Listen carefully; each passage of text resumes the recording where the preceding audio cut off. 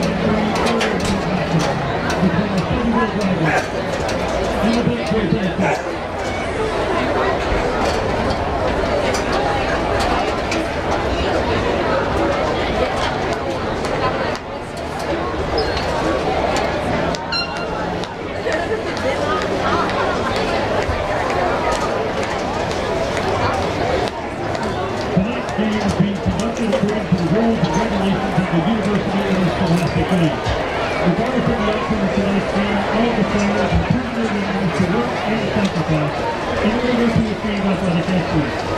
We ask that as a spectator you consider the time and effort each of our favorite coaches and athletes to put forth.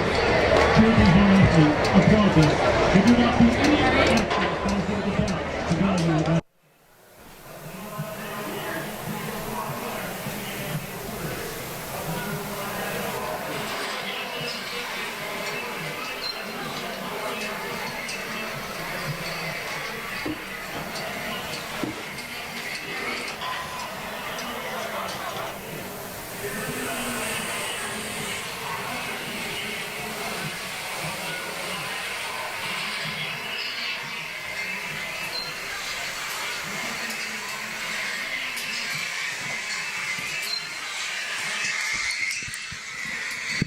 Ladies and gentlemen, we're coming live to you from the oldest town in Texas, Nacogdoches, Texas, here at Dragon Stadium for an area round playoff. It's going to be Beckville versus Shelbyville. And we're going to have that game for you live at 7 p.m. On our YouTube channel right here. Stay tuned as we bring you some good old East Texas football. We're coming live to you from the oldest town in Texas, Nacogdoches, Texas, here at Dragon.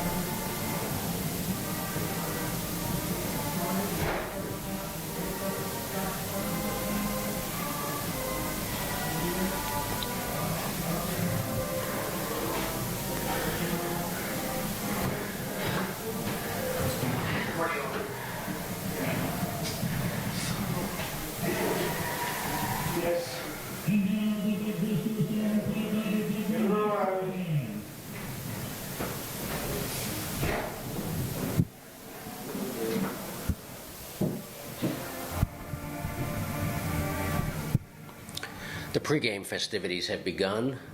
School song played by Shelbyville Dragon Band responded with the Beckville Band playing their school song. We saw an interesting game last week, Shelbyville versus the Jewett-Leon Cougars. As a beginning, was a really good game, but Shelbyville took off, which is why they're here tonight. Beckville Bearcats looking to upset the Shelbyville Dragons.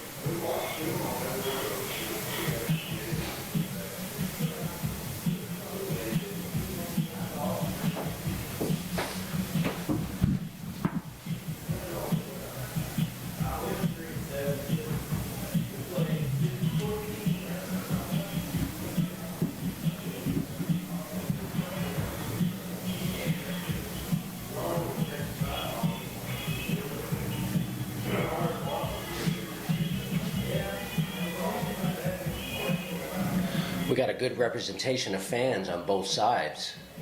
A lot of people showing up out of Beckville.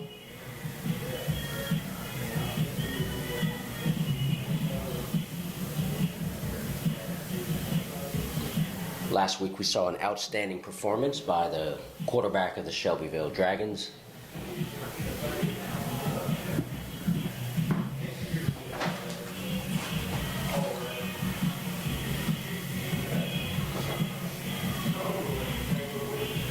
The Dragons have started their pregame warm-up. The Beckville Bearcats are not on the field yet.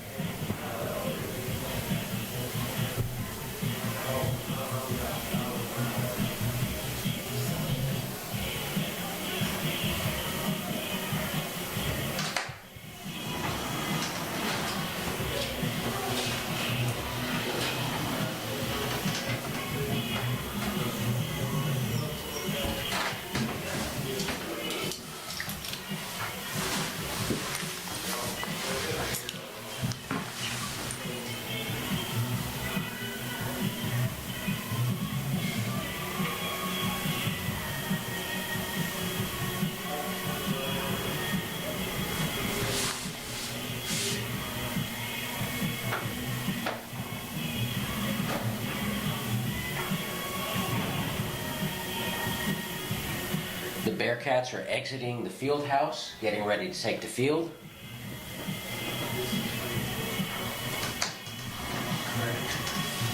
Oh, what y'all doing?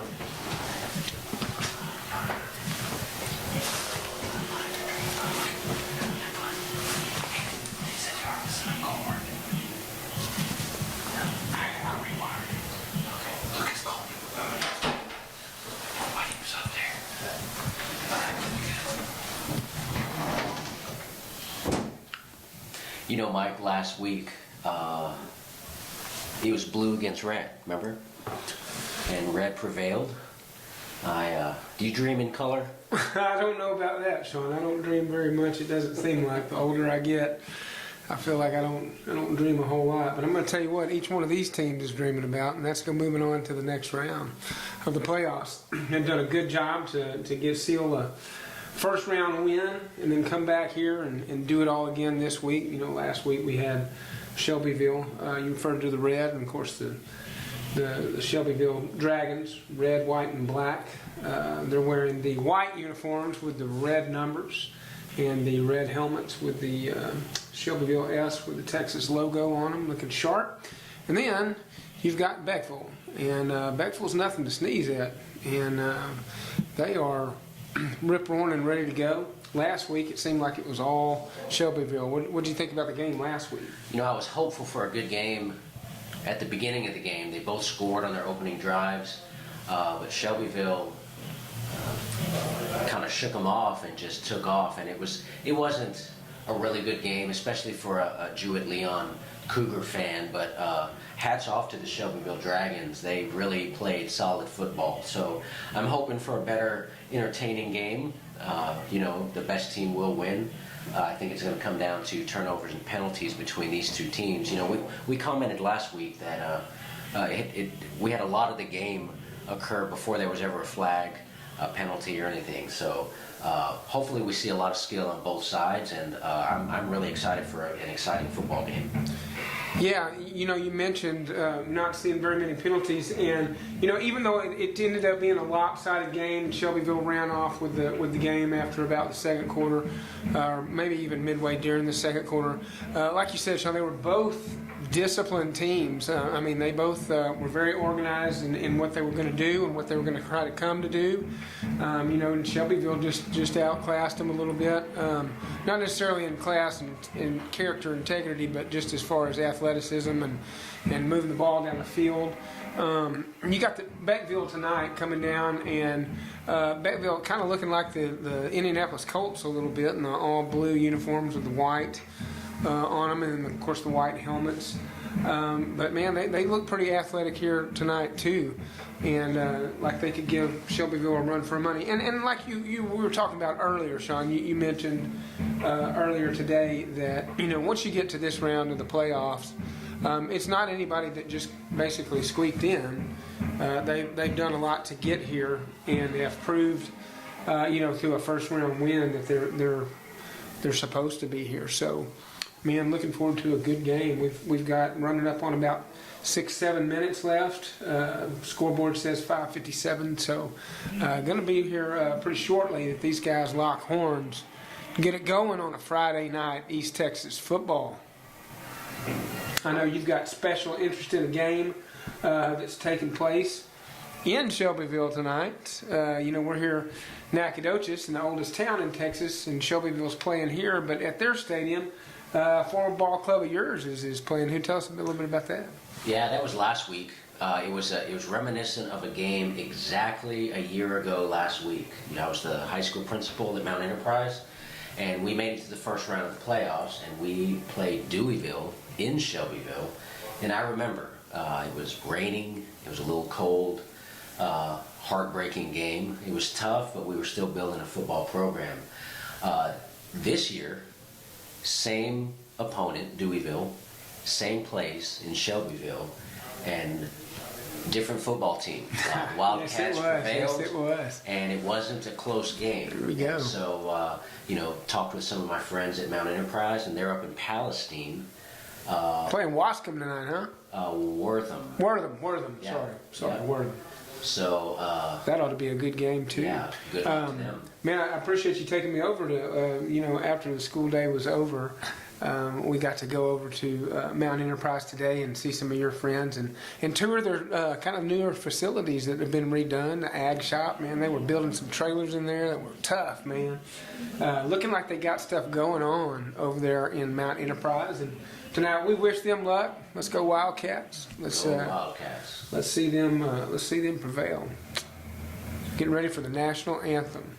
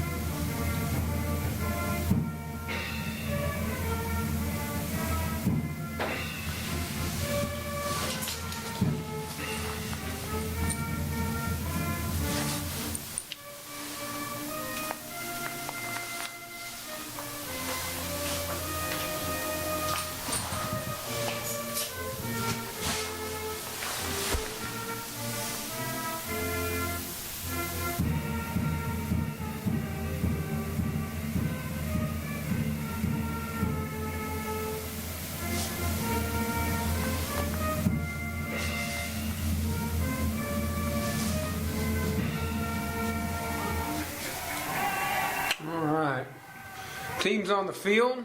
Man, it looks like a pretty good turnout here tonight for fans traveling. Of course, you know, Beckville and Shelbyville not too very far from here. About how far are they from us, Sean? I know Shelbyville's in center, and that's probably, what, about 45, 50 minutes? Yeah, I believe it was about 50 minutes. I remember Beckville, like a distance from Mount Enterprise. I'm not exactly sure how far it is from here.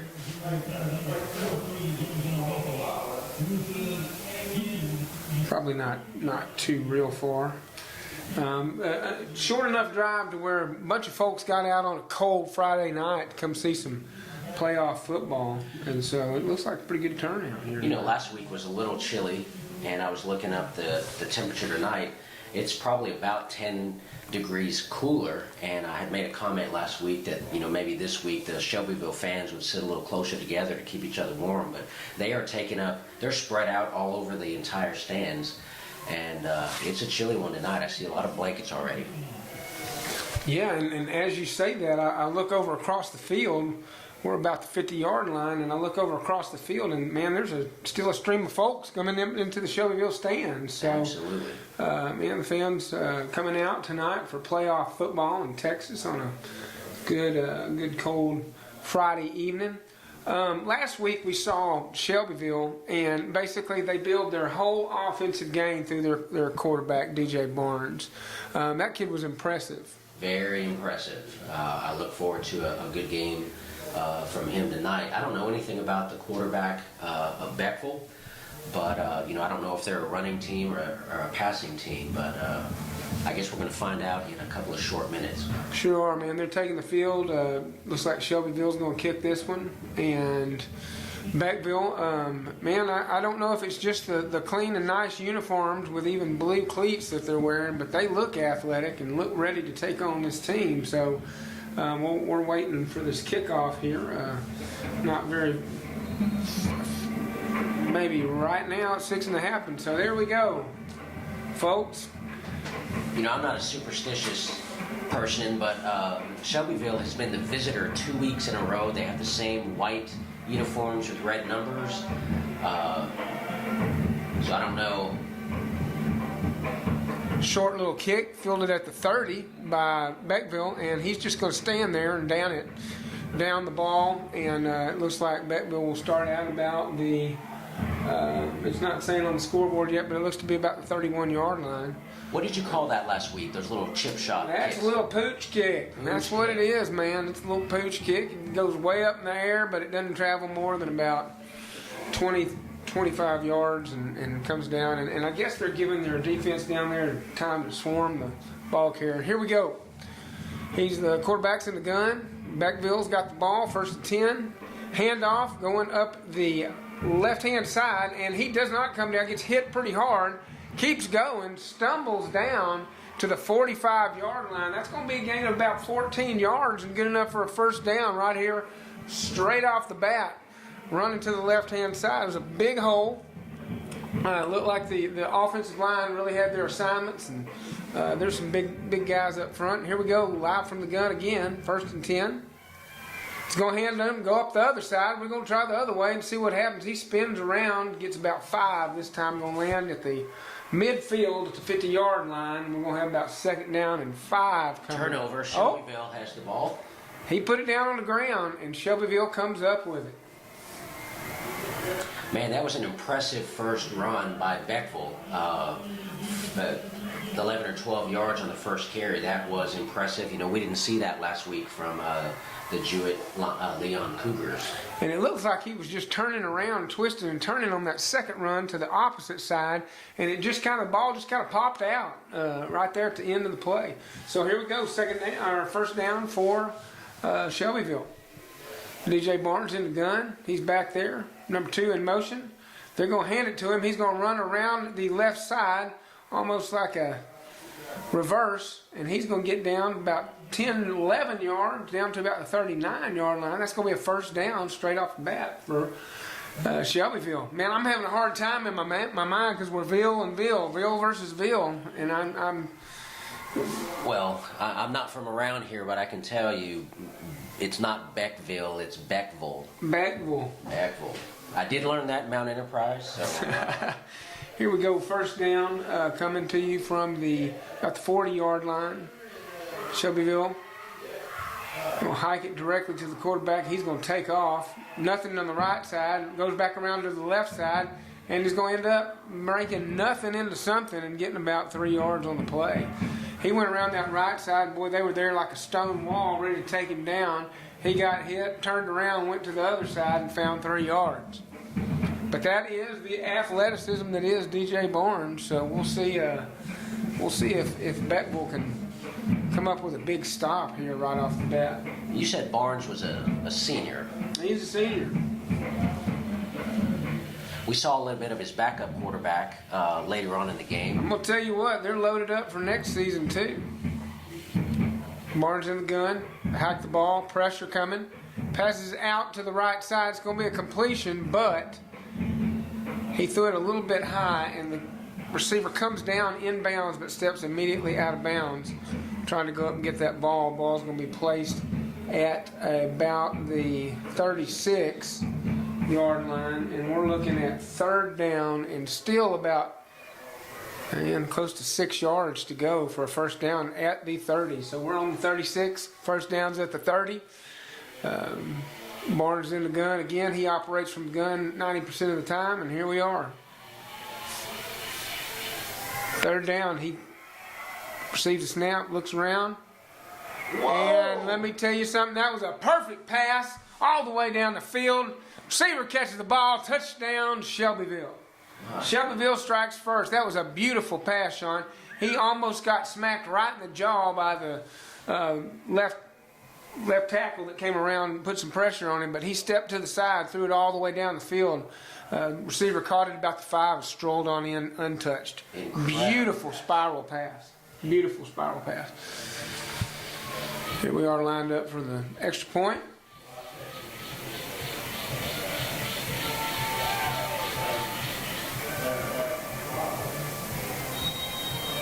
And the extra point is no good. I don't think we saw him miss last week, We did we? did not. We didn't see either kicker miss any attempt that they made, but that one's going to miss and go wide right. I hope that doesn't come back and get him.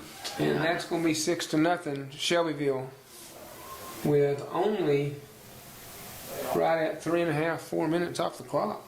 I don't believe we saw Shelbyville go for a 2-point conversion. They may have to consider it later on in the game. Yep, if the Beckville starts to drive on them, they're going to think twice about missing that one. But that's the way the cookie crumbles. And here we are, 6-0, 10:36 on the clock. Shelbyville, I bet you $1 to a donut that they're going to pooch kick it. What do you think? $1 to a donut. I swear, Mike, every time I work with you, I learn a new phrase. I'm going to try to work pooch kick into my next conversation outside of this room. Man, their band's strong and stout, and they're right below us to the left of us. We're up here in the press box, and they're down low below to the left, but they are beating a drum like they're on a warpath. You know, speaking of the band, the Shelbyville band director, John Kennan, we worked together at McMichael Middle School when I first became a teacher, and it's really good to see what he's done with that band program in Shelbyville. I mean, they sound fantastic, they look great. Did you see what kind of kick that was? Was it a pooch kick? It was a pooch kick, but Beckville receives the ball and starts down the left-hand side, and boy, he had daylight and probably could have scored had he not stepped out of bounds at about the 45-yard line. Well, no, that's going to take that back. It's going to be the 47-yard line. Stepped out of bounds, and if he had not, he had a lane. Here we go. Their quarterback's going to take a step out of the other playbook and starting the gun. Fake a handoff, roll around to the right side. Ball's going to be pitched out and complete to number 20. And that's going to be way more than the first down, as he got about 15 yards on that play. Quarterback rolled out. It was a nice rollout. Pretty good strike to number 20 on a rail route coming across. He catches the ball, and it's first down here for Beckville. In the gun. It's going to be a direct snap to the quarterback. He's just going to take it up the left-hand side, but he's only going to get about maybe a yard. He might have found a yard on that play. He might have just got back to the line of scrimmage. He might have made, well, they're going to give him about 1.5 yards on that play. So we're second down and 9:54 on the clock. Shelbyville leading 6-0, and Beckville with the ball. See what they can do.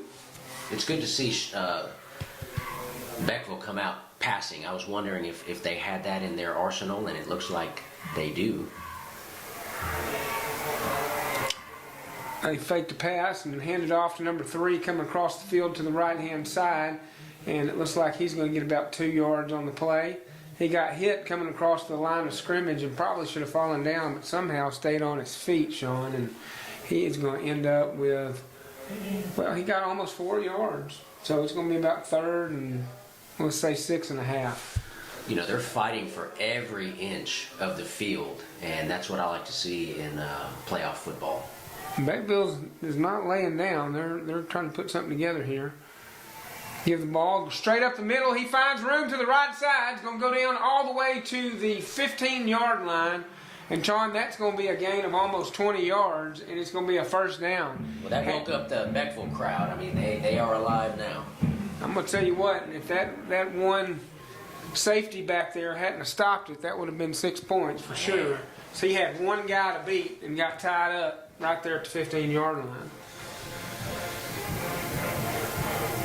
I'm telling you, they might be, not striking as quick as Shelbyville, but I'm impressed with the offensive line for Beckville tonight. Doing a good job so far, getting push off the line, creating some holes. Fake handoff, rolls around to the left-hand side, and just misses the wide receiver a little bit long as he was open, Sean. He was right there in the corner of the end zone, and had it been a little bit closer of a toss, he would have been spiking the ball with 6 points on the board. But he overthrew it just a couple of yards.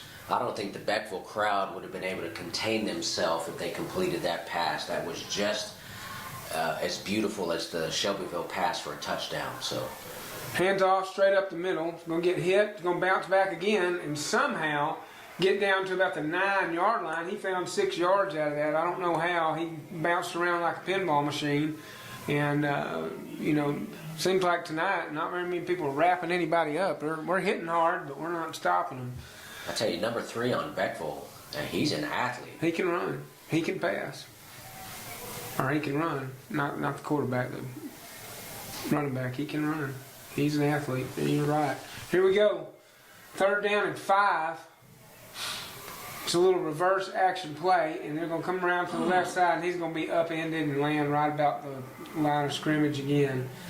Not going anywhere, and just about got flipped up in the air like a wrestler on WWF. 7:23 on the clock, 4th down and 5. We don't see a kicker coming out. I am guessing that we are going for it. Not a bad call. Does that say something about their field goal kicking skill, or you think he's just trying to push it, try to get a touchdown? I think they're keeping up with the Joneses. Right there, right there. Oh, there it is.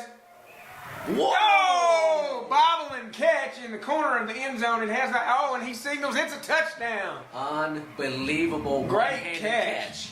Quarterback gets the ball, naked bootlegs around the right-hand side, and finds the receiver coming across on the S of the Dragons in the end zone. Number 5. And it's a one-handed pull in and bobbled the whole way and caught it just in time to get a foot down and be counted in as a score.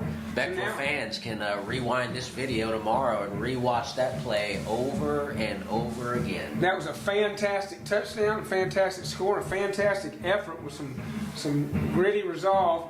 They go for 2, Sean, and they go straight up the middle. And that's going to be a run by number 3, your boy. And he runs straight up into the end zone for 2 points. And they're going to take the lead 8-6, man. What an exciting exchange. Number 5 gets all 8 points. We have us a football game. Come on, let's go. This is what we were hoping for, Sean. This is what we talked about earlier today. Goodness. Hoping for a good game. Hoping for a hard-fought battle. And, man, they're putting it together. 6:58 on the clock, and we're looking at 8-6.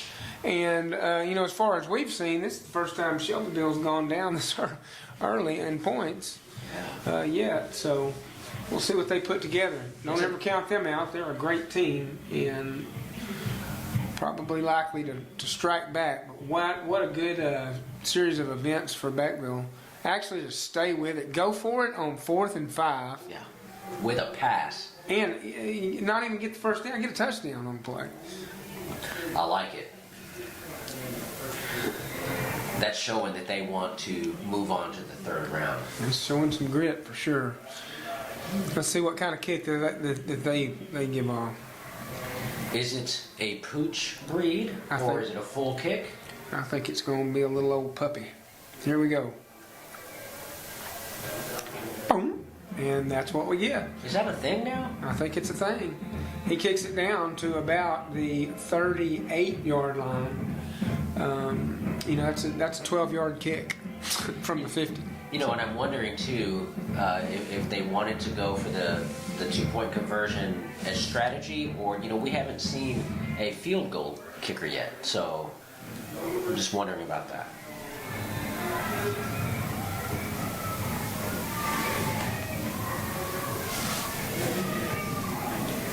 All right, Shelbyville with the ball, 38-yard line, 1st and 10, 6:57 on the clock. They're going to hike it into the gun, and they're going to give it straight up the middle, and guess what's going to happen? Nothing, because Beckville is jacked up, Sean. Look at them. You can look at them, and look who's on the defensive side of the ball, too, playing both sides of the field. Yeah, number 11. Yep, and so here we go. And they stop them real quick, and actually Shelbyville ends up losing almost 3 yards on the play, so we're looking at 2nd down and I'd say 12 and a half. It says 12, and here we go. In the gun, Barnes again.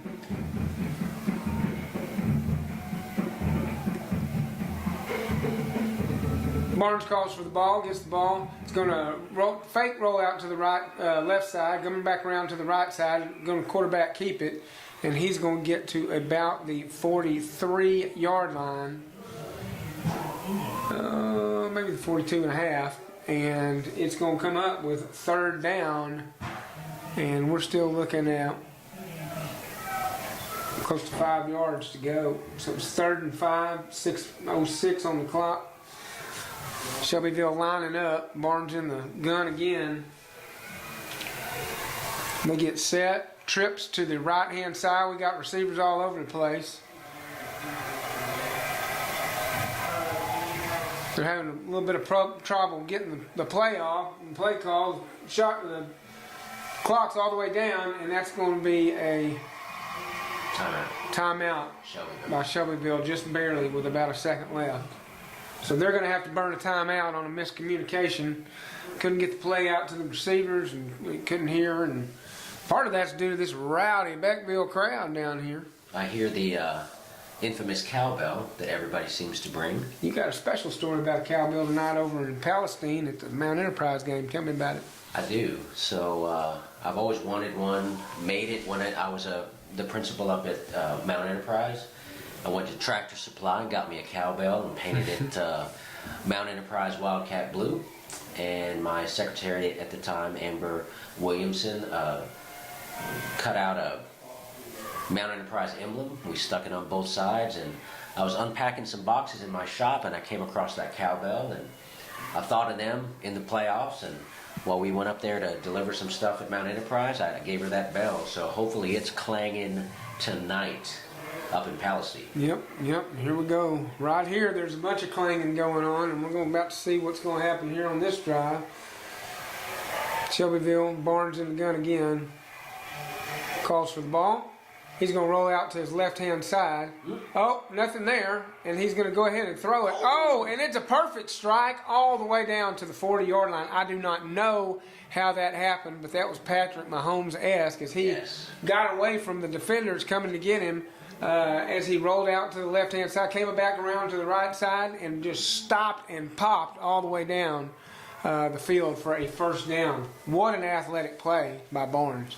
That receiver was in the middle of 3 Beckville Bearcats. Man, I mean, it was a perfect strike straight in the middle of them.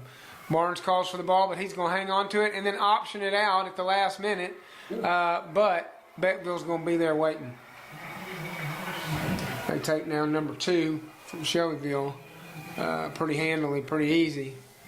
One hit him and the other one stood him up and took him down. And here we are at second down. It's going to say second down and 10. They didn't get a plug nickel on the play. So here we are. Clock still moving, down around 5 minutes. Second down and 10. From about the 38-yard line. Operating from the gun again. Barnes in the background, got number 7 next to him, to his flank on his right side, in the backfield with him. He claps for the ball, gets it, goes straight back. Oh, he falls down. I don't know but what that ball wasn't down, because it looked like it touched the ground while it was in his hands, and that would have been a down ball. They didn't call it. He goes around and throws it out to the right-hand side, and it is incomplete. Going to be third down and 10. And like I said, Beckville's coach is giving an earful to the ref right now, saying that ball touched the ground. And the ref said, nope, it was just above the ground. Boy, it sure looked like it rested on the ground for a minute, but not ours to call. We're not wearing the zebras. So here we go. In the gun. Claps for the ball. Goes straight back. Looking to pass the ball. And he's going to pass it out to the right side. Receiver's wide open. Beckville's going to swarm him about 3 yards short of the first down. There's a flag on the play. I think that ball's coming back. Number 4 looks like he left. Left a little early. We'll see if I'm right. False start, and you are correct, Amundo, and that's going to be a flag against Shelbyville that they might wish that they had back. They're going to back them up. I don't know if it's number 3 or number 4, but one of the receivers took off too early. They're going to back them up, and it's going to be third down and 9 instead of the short 2 or 3 that it was. Oh, sorry. They hadn't adjusted the distance yet. It's actually third and 13, so that's going to come back 10 yards and put them in a deficit situation. And here we go. Third down and 14. Barnes is in the gun again. Number 7's going to... it's a high snap. Barnes goes back, picks it up pretty easy. He's going to go around to the left-hand side, throw it down. Complete pass. And the receiver's going to get all the way down to the 15-yard line. But there, like you said, there is a flag on the play, and I'm wondering if that wasn't holding, Sean. Holding against Shelbyville. Coming back. They're getting a rash of bad luck on the penalty side of things, and that's going to move them back even further, and it's going to be third down and 23 coming up for you. What a change from last week. Man, I'm going to tell you what. We didn't see any of this last week. They were a well-oiled machine, but Beckville's got them a little rattled, it looks like.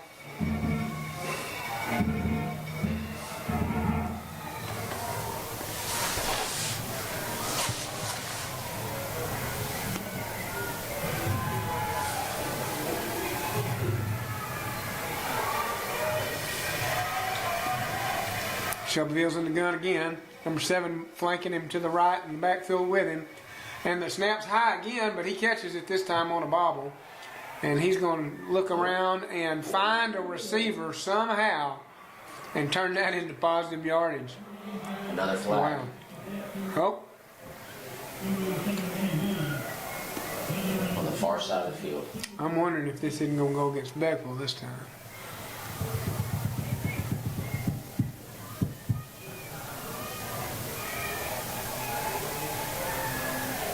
Yep. Flag's going to be a bit against Beckville, and it looks like it's unsportsmanlike conduct. And that's going to be 10 yards tacked onto the play. And now all of a sudden Shelbyville's back at the 15-yard line like they were before all this penalty business got underway. We're looking at 2:30 on the clock and ticking. Again, Beckville's up 8-6, and Shelbyville's on the 15 with Barnes in the gun. Got a back on his left-hand side. He's going to hand it to him.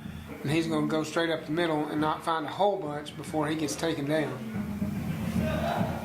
You know, last week we did not see any unsportsmanlike conduct, and it's surprising to see that in this game. Well, when he took him down, and I don't think it was an intentional one, Sean, but when he took him down over on the far side of the field, up around the 25-yard line, he took him down pretty hard, and it looked almost like a horse collar. So he kind of drug him down that way, and they thought it was a little rough themselves, so they called the penalty on it. And here we are on the 13 or the 12-yard line, and we're second down and 7. Another high snap, but they catch it, and Barnes is going to skate straight up the middle. Touchdown, Shelbyville. Straight up the gut. Barnes keeps it, finds a lane, and runs straight up the middle for pay dirt, and we're looking at 12-8, barring the extra point. That was a costly penalty. So Yep. You think they'll go for 2 to try to get back on the board at 14, or you think they'll go for 1? I don't see a kicker coming out. It looks like they're looking for a play from the sideline. Clock's down at 19. They're having a little bit of miscommunication, getting slow up to the ball, but they still got plenty of time. Clock's about 10 seconds and counting, and he'll get the gun, give it. Looks like he's going to give it, and he just tosses it to the right-hand side. I don't even know how you'd defend that. The wide receiver kind of broke off to the right-hand side and just kind of drifted out there as Barnes showed run, ran up to almost the goal line, and then tossed it over somebody's head into the touchdown for a 2-point conversion. So 14-8, Shelbyville. Minute and a half on the clock, and boy, this is what we bargained for. Absolutely. And here we are in the area round of the playoffs in the oldest town in Texas, with an old town throwdown happening right in front of us. Each team socking the other one in the mouth as good as they can, like old bare knuckle fight, and we'll see what happens. You know, I've heard there's another small East Texas town that claims to be the oldest town in Texas. Do you know that? I did not. San Augustine. I heard that, and of course, going back to the movie with John Wayne in it, he mentions Nacogdoches. He said nothing about San Augustine. So I believe Nacogdoches would be the oldest town in Texas, according to John Wayne. Well, and John Wayne's not wrong. So there we go. Him and Chuck Norris, and, people aren't built like that anymore.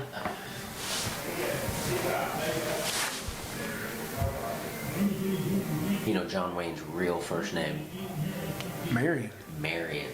Mm-hmm. We were in Los Angeles one time in the Grauman's Chinese Theater down there on Sunset Boulevard, and they had his feet prints out there, and his feet were small for as big as guy as he was. Another pooch kick, believe it or not, and that's going to be about a 4-yard return, and Beckville's going to have the ball on about the 44-yard line. First down coming up for them.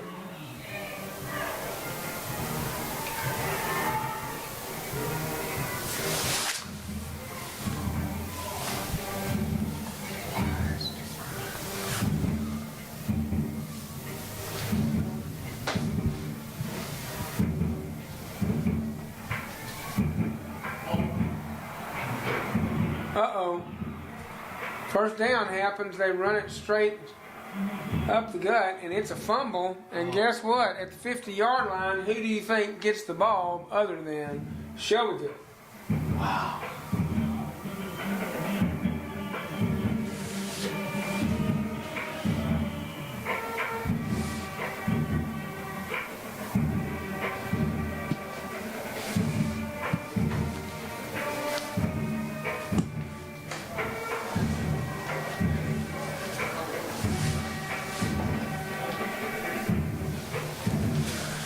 Well, I'll tell you what, the turnover bug hit Beckville at about the wrong time, and we got about a minute 20 left in this first quarter, and it has been a ball game so far.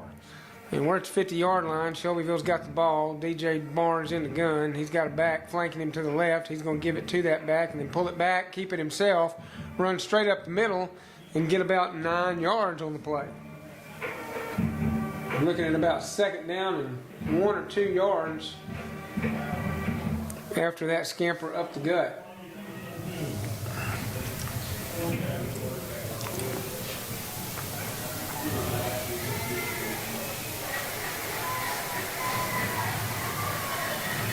Barnes in the gun, ready for the ball.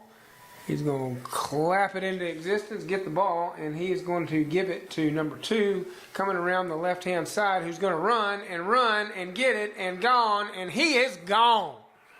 He's gone. Untouched. Touchdown, Shelbyville. Man, that didn't take too much time off the clock, Sean, before they went right around the left-hand side, and he scampers all the way down the sidelines, just barely staying in bounds.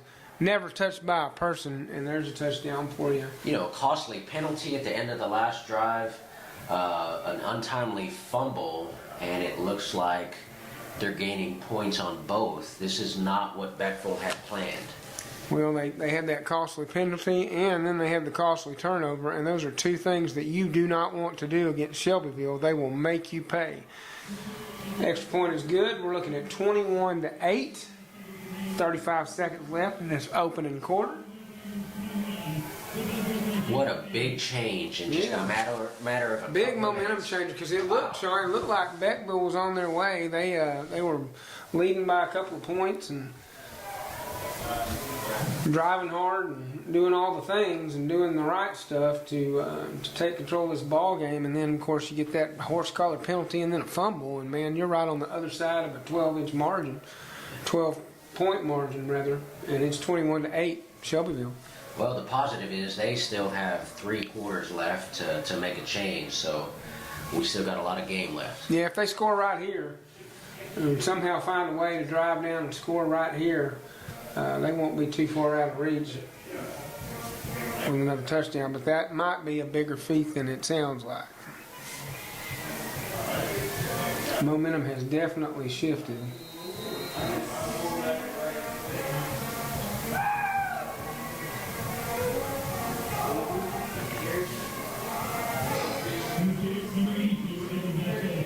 All right, getting ready for the kickoff here.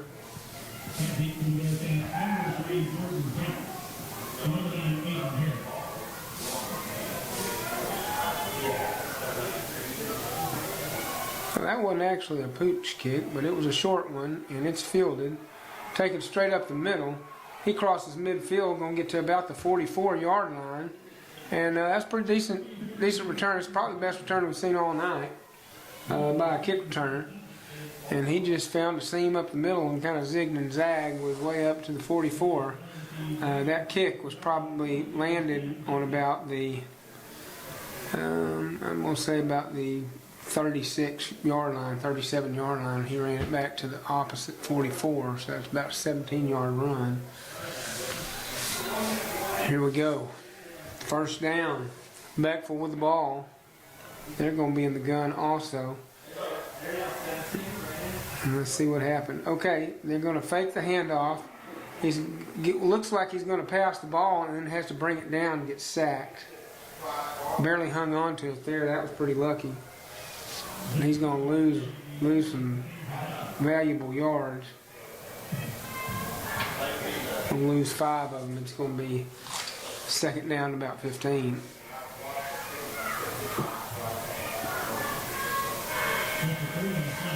That's going to be the end of the first quarter. And your score is Shelbyville Dragons 21, and Beckville is going to wind up at 8, and we're going to the second quarter here in Division 1 to a playoff area round football in East Texas. So score update. I was checking the score, check on the Mount Enterprise Wildcats. 8 minutes, 10 seconds left in the first quarter. Mount Enterprise Wildcats up 14-8 against the Wartham Bulldogs. Good for them. Another opponent in the district for Mount Enterprise is the Overton Mustangs. They're up against the Panthers from Mart. That's a close game, 8-7, starting the second quarter.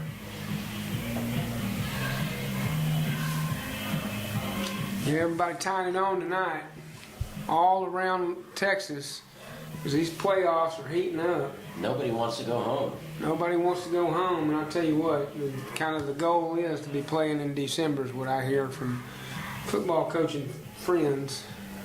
Your goal is to be playing in December. And Some of these teams are going to be. You know, I guess making it deep into the playoffs and going to state, you don't really care that you're traveling and during your Christmas break to go play state football, but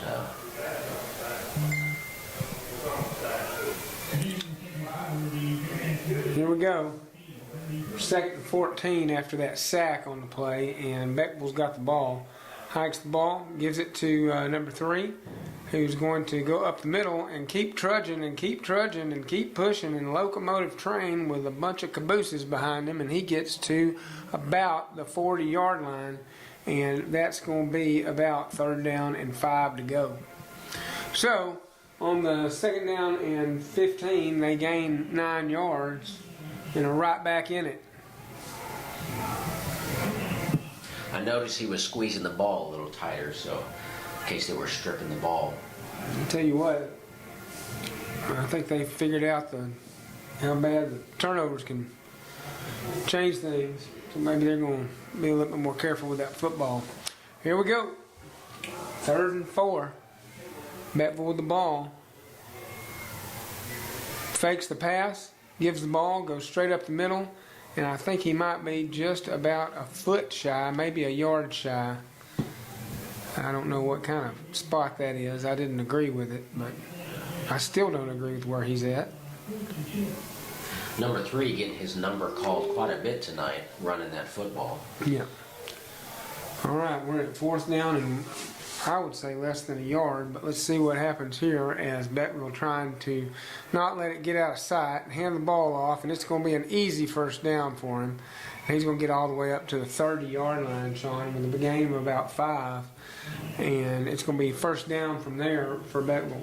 Beckville is not shady at all.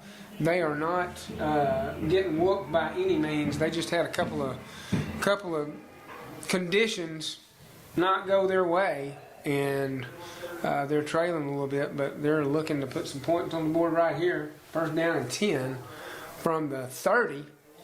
They're going to hike the ball into the gun, and he's going to try to hit the tight end, number 14, out on the right side, just running a little slant, but the pass is off the mark. It's going to fall incomplete. We're going to go to 2nd down and 10. I'll tell you what, if you're in Nacogdoches, Texas, and you're looking for some good wings, boy, we had some tonight. Sean and I stopped at Flashback Cafe, one of the old traditions over there by SFA, owned by Bill Sherrod. And man, that place has been around a long time, and their wings were fantastic tonight. Beckville hikes the ball, gives it to number 3, who twists and turns and gets all the way down to the 20-yard line. It looks like we're going to have another 1st down.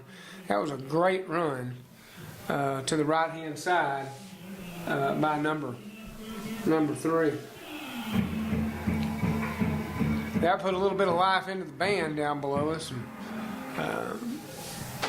trying to boost their team on, show a little school spirit about them. About 9:40 remaining, 2nd quarter. 1st down and 10 from the 20. Beckville looking to answer. They're going to hike it, fake pass, give it straight to number 3. He doesn't get very many yards, Sean, maybe a foot on the play before he's met by a host of Dragons dragging him down.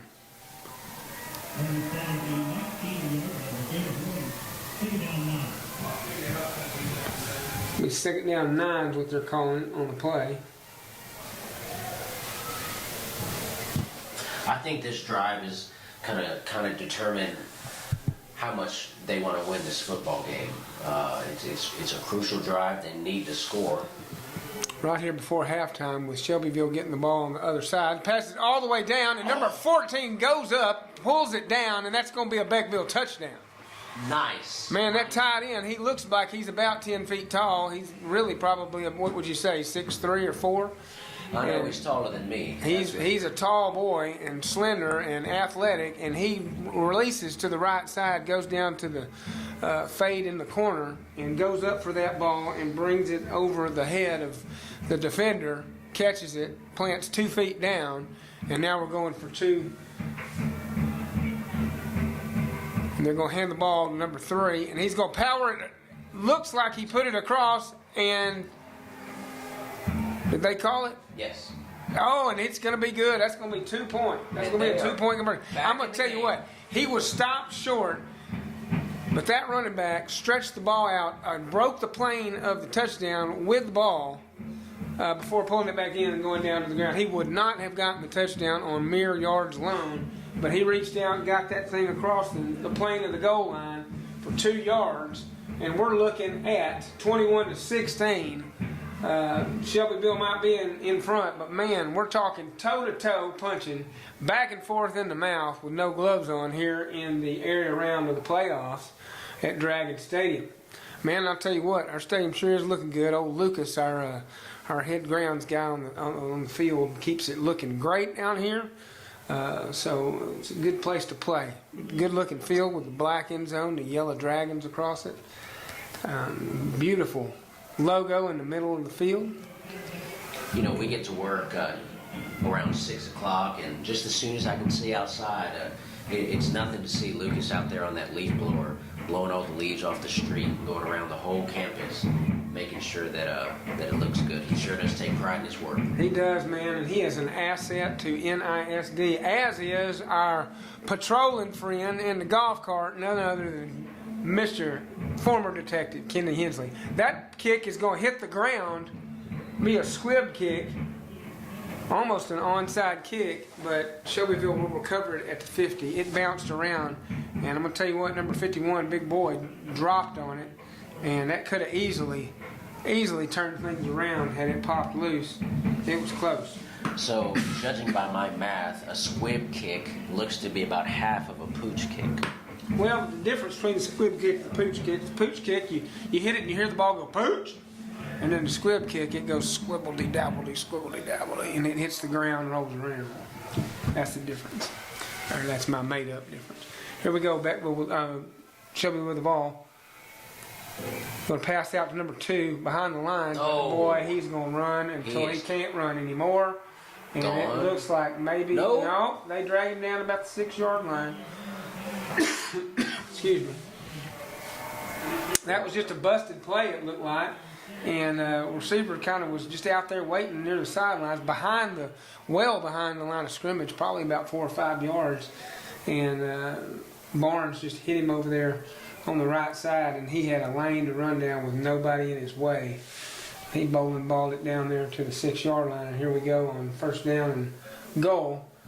Going to be a keeper by Barnes. He's going to run straight up the middle. Can they stop him? And they barely do as he gets to about the 1-yard line.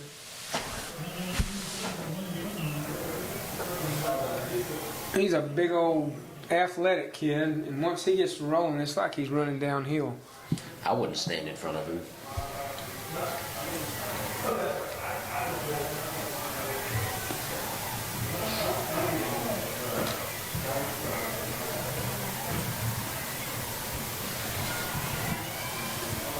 8 minutes left. Ball on about the 1-yard line. Shelbyville. Second down and goal. Barnes in the gun. Claps for the ball. He gets it. High snap. But they're going to run straight up the middle, and it's going to be a touchdown. Shelbyville does not show any signs of letting up. Yeah, it's going to take, I'm going to tell you, Sean, tonight they're going to punch each other in the mouth and keep scoring like this. It's going to take a turnover or a huge stop or a big penalty like we saw. That's been the mistake so far in the game. That's the only thing separating these two at the moment. I feel fully confident that we'd have a little bit closer of a game had that not occurred. They're going to go for 2 after that scamper for the end zone, and they're going to give it to number 2. He's going to run to the right-hand side. But let me tell you something. Beckville's there, and they're there with a vengeance. He gets hit in the backfield, keeps going, looks like he might score, and then he's just driven down around the 4-yard line, taken down. Stop him short. But again, Beckville comes right around and does the same thing to them if they just got done to them, and we're right back in to a close game. So we'll see what happens here.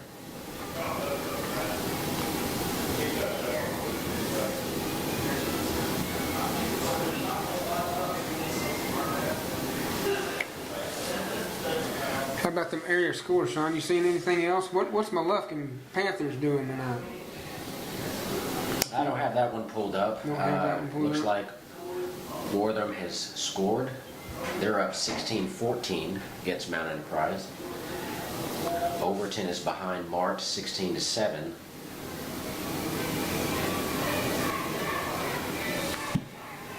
Special kudos to Seth Bosworth tonight on the keyboard over there, kept making sure our clock's running and our score's right and all the things. Glad to see that happening. We have a pooch kick, and it is going to be fumbled on the play, and boy, that's going to cost Beckville. That's going to cost. You can't do that.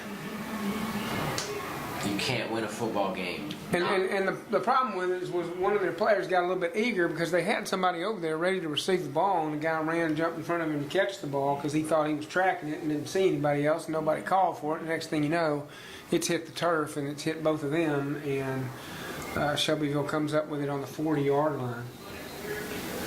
I hate to say it here, but they're going to have to stop Shelbyville right here. Crucial mistakes by Beckville Bearcats. You get behind Shelbyville 18 points and you're in a deficit. So let's see what happens. He passes all the way down to about the 19-yard line or so, and that's going to be a big first down.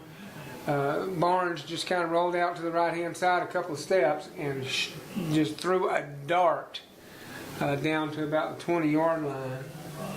Caught his receiver running in midstream, and he catches it and gets upended, and here we are all the way down to 20. Something needs to happen to liven up this Beckville crowd. They have fallen silent.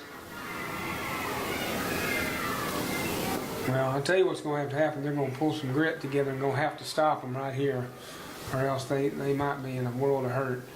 They take him down there, Sean, on the give to the running back by Barnes. He's in the gun, gives it to his right side. He just steps across from maybe back to the line of scrimmage. And we're looking at second down and 9.5 for Shelbyville.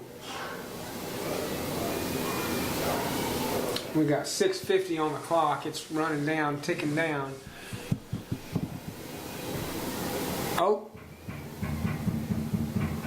Quarterback hikes the ball and he spins around like Michael Jackson on the Thriller tour and gives it to whoever's there. It looked, I don't know if that was designed that way. It looked crazy, but they don't get but a couple of yards on the play after the handoff. He looked like he was going to give it to the left-hand side and spun around in a dance move and gave it to the opposite guy, and he didn't look like he knew what to do with it, and he just kind of ran forward with it. So here we go. Third down and 8. Barnes gets it, goes back. He's got Chase. Oh, they hit him. He gets away somehow. Finds a receiver, of course, like he's done all night long, and that'll be good enough for a first down. Down around the 7-yard line. They just do not quit when a play falls apart. They you know, and it's almost like he likes it better that way. Play falls apart, he scrambles around until he finds somebody. And you know what I've noticed about Shelbyville, that what they're doing, and what they're doing real well, is their receivers don't give up on the play. They don't run out there and run a route and then stop if it doesn't come to them. They continue trying to get open and figure out where Barnes is and play to him. And that's some good coaching and some good athleticism on both sides. Barnes gets it in the gun. He's going to run forward, and guess what? Another touchdown for Shelbyville as Barnes steps across on the left-hand side, just strolls in. This is shaping up a lot like last week. You know, I hope that Beckville gets it together, but they're digging a hole that eventually they're not going to be able to crawl out of. But they got to gain some momentum and stop these fumbles and penalties. They're hurting themselves. I'm sorry. Another 2-point conversion. Swings out to the right. Pass to the left, number 12 all alone to catch that 2-point conversion. Beckville was not expecting that, as number 12 was all alone in the left corner. 35-16 the score, 5:22 left in the second quarter.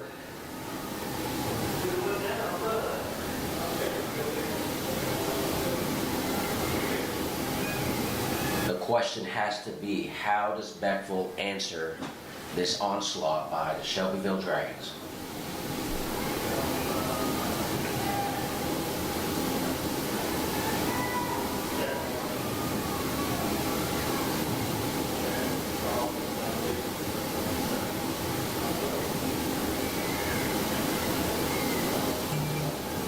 Both bands preparing for their halftime show.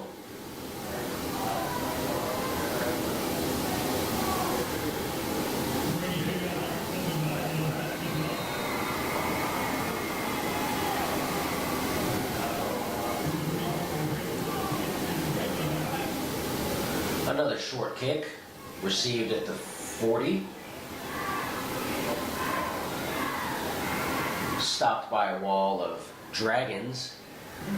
Pulled down around the 40.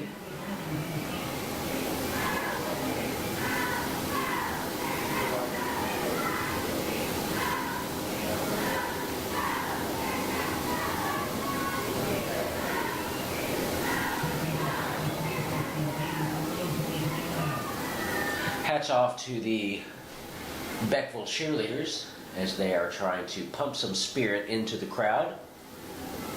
I know the fans are looking at the scoreboard, but the cheerleaders are still high energy, supporting their football team. Quarterback drops back, makes a beautiful pass, incomplete though. Falls short about the 35-yard line. Second down. Rolling up on about 5 minutes here and a half. And I hate to say that Shelbyville's kind of running off with it, but Shelbyville's kind of running off with it. You know, I just noticed in between this play, that's the longest line I've seen at the concession stand on the Shelbyville side. I think all these positive yards. Looky there. Look at Again, that. the handoff is to number 3, and he does not want to go down. He's going to run all the way down to the 25-yard line from about the 43. And so that's going to be a gain of 32 yards on that run. And first down for Beckville, that's a big-time needed one right there if they're going to stay in it at all. Number 3. They're going to have some more of those going down. Number 3, the Bearcats. I tell you what, he says, I am not quitting. What a run. Yep, he ran off to the right side. The give was to him, and they called his number, and he went through the right side tackle and broke out to the outside and got hit a bunch of times, but stayed up, stayed in balance, and kept them feet moving. And here we go on first down and 10. They're going to hand it and fake it to him, give it to number 9, and he's going to be drilled. That was a hard hit by number 14 of Shelbyville. Drills him right at the line of scrimmage. He might have fallen forward for a yard or two, but he got hurt. I mean, not hurt, but hit pretty hard.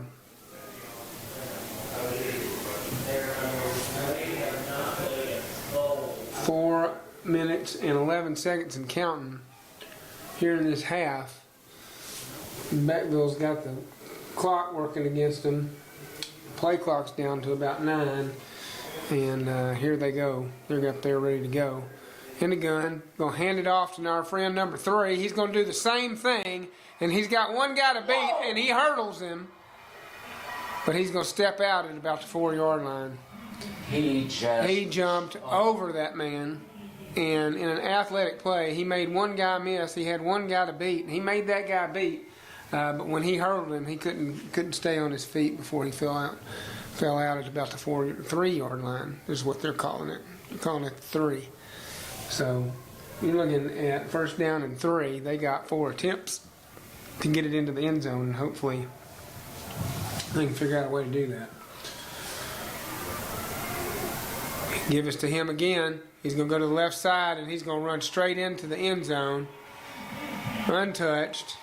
Gets hit once he gets there, but it's too late, and that's going to give a Beckville a needed jolt here in this first half with 3:43 set left. And let's see what they do. It looks like they're going to go for 2. Number 3 is just showing incredible athleticism.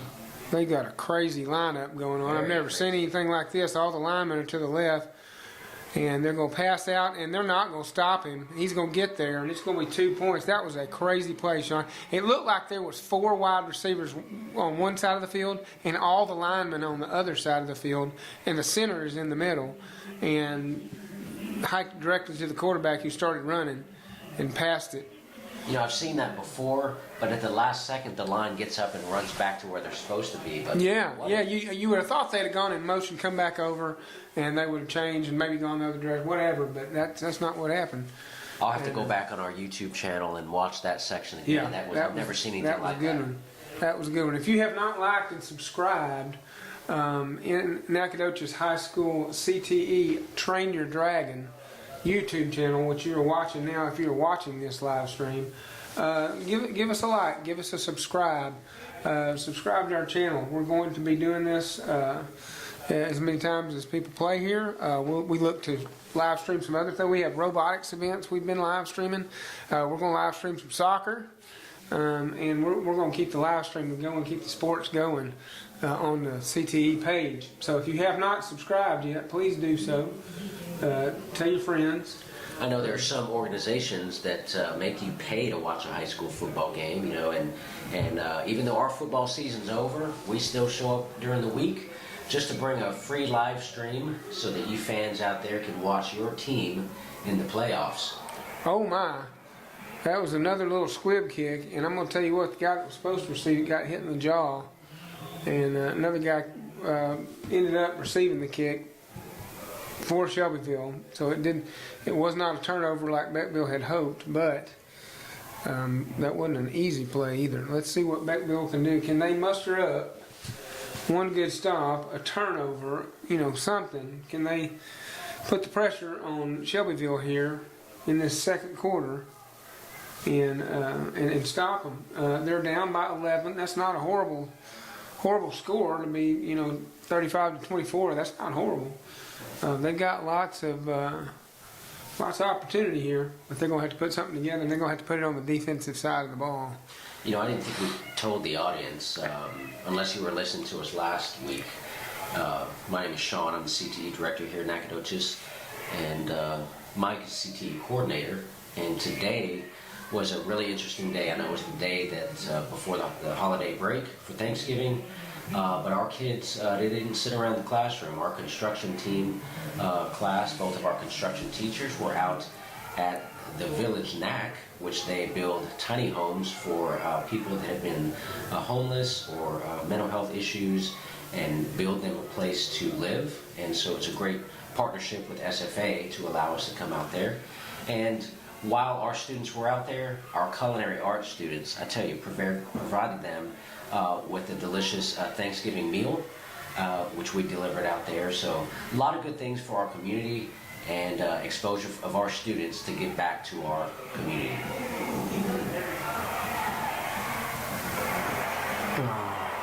Well, he loads up, passes it all the way down the field. I felt like the defensive back was playing the ball, but they didn't. Absolutely. I wholeheartedly disagree with that call. 3 flags came out. That was not. Threw all 3 of them just because there was a little bit of contact. But I'm going to tell you, I would have. If it had been me, I'd have let it go. But if you're in Beckville right now screaming at your TV, just don't throw anything at it. We are with you. We disagree with that call. I think it was a really close coverage. He made a play for the ball. And I'm going to tell you what, they're going to step it off and step it off and step it off and step it off. And there it goes. A lot of disagreement from the Beckville crowd. I could hear them outside this window. Yeah, you hate to see that. You hate to see calls like that decide games, and we're not saying that is the case. But boy, I'm going to have to go back there and watch that. I could be wrong, but man, it did not look like that was a great call. But that's the beauty of this YouTube channel. You can go back tomorrow or later on tonight and look at that and play it in slow motion and then see for yourself. I will definitely be doing that. Barnes fakes the handoff, keeps it, puts it behind his back, and then tosses it a little bit over the center's head to a waiting receiver who catches it for about we'll say they're 3 yards to a first down, so they probably tossed it for about 4 yards there. I tell you, I see a fan down here on the Beckville side. She came loaded with her propane heater. That thing is glowing down there. I know she's nice and toasty. Sean, we're working with one camera tonight, but sure is looking good. I'm proud of those AV kids. They're over there by themselves. There's not anybody over there with them, and they're just handling business while you and I call this game. And on second down, Barnes retreats, goes around to the right side, and passes it just a little bit in front of his receiver, number 7, and that's going to be incomplete pass. And we're looking at 3rd down and 3 here for Shelbyville. Is this going to be the time when Beckville gathers all their stamina, their strength, their courage and bravery, and stands up to these guys and stops them? I'm not sure, but boy, it wouldn't hurt them a bit to do that. So we're at 2:43. Barnes is back in the gun. Number 2 in motion to the right side. He's going to give it. Nope, he's going to keep it, and he's going to run straight up the middle, and nobody's going to catch Barnes, and he's going to score. You know, speaking of those AV kids, you know, we have 1,700 kids on campus. Every single one of them have started their holiday break, except for Damien and Seth, who are over there manning the CTE press box booth, bringing you the footage that you are currently watching. I tell you what, you have called on these boys all year, and I tell you what, they've learned a lot, and like Mike said, they are just over there. They're killing it, man. They're controlling all the switches and buttons in the camera. So doing a good job. They're hard workers too, and they're very respectful. We've taken them out in the community and let them do commercials for businesses. They have done cross-curricular projects. They've done projects in their own classes. They've done stuff for our principal. They've done stuff for our superintendent. They've done stuff for the district. And they do the games on Friday nights, and they've been real dedicated. We don't even have an AV teacher at this point, and I'm just kind of doing it on the side. But let me tell you something. On the side or straight up in the class, it didn't matter because they did it. And we're coming out of an injury timeout. Number 58 had hit the ground, but he's back up and walking. We're glad to see that. We hate to see anybody hurt. I think that's 50. And number 50, I'm blind as a bat. You already know that. He's going to hobble off to the sidelines, but he's under his own power. We're glad to see that. And looks like Shelbyville's loaded for bear and going for 2 here. Let's see what happens. 41-24 your score at the moment, with 2:38 in the game. And let's see what they got on this 2-point conversion. Number 4 in motion. Barnes in the gun. He's going to get back. They put some good pressure on him, but guess what? He's just going to step off to the left side and toss it into the end zone. That's going to be a 2-point conversion.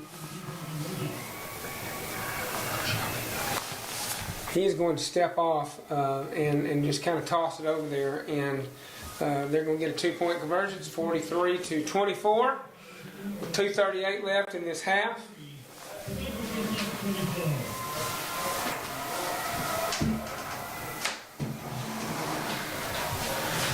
The Dragons are not showing any signs of stopping. Beckville Bearcats buckling down.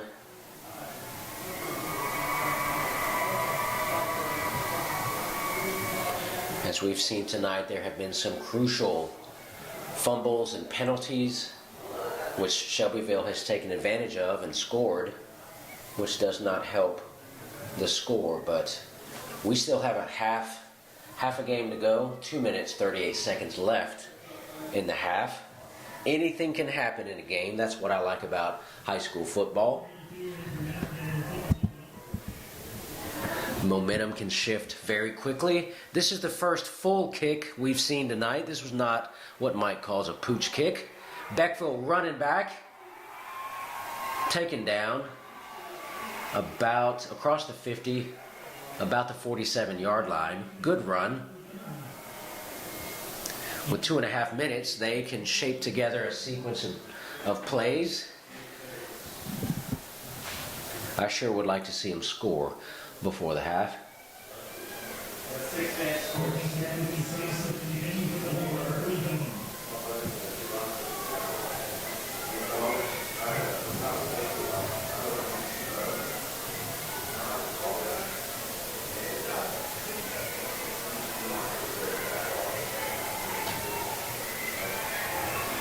Again, number 3 takes the handoff, runs straight up the middle, taken down about the 41-yard line. I tell you, number 3 is the go-to guy tonight for the Beckville Bearcats. What an athlete. They quickly line up. 2nd down and 4. Back again, handoff to number 3. Shelbyville was ready. Looks like he'll be taken down again back at the original line of scrimmage.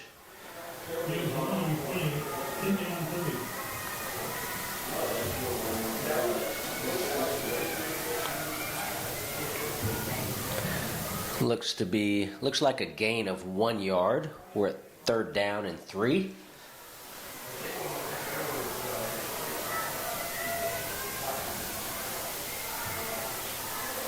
Fake handoff to number 3. Number 10 goes back, throws. It falls at the feet of number 5. Incomplete pass. We're at 4th and 3. We did see the Bearcats go on a 4th down right at the beginning of the game, and it was fruitful. It paid off. Let's see if they try it again.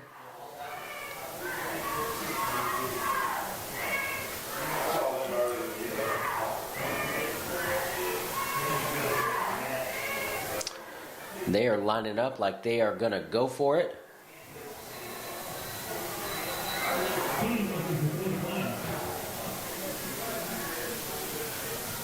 Timeout taken by the Bearcats. I think they want to discuss this.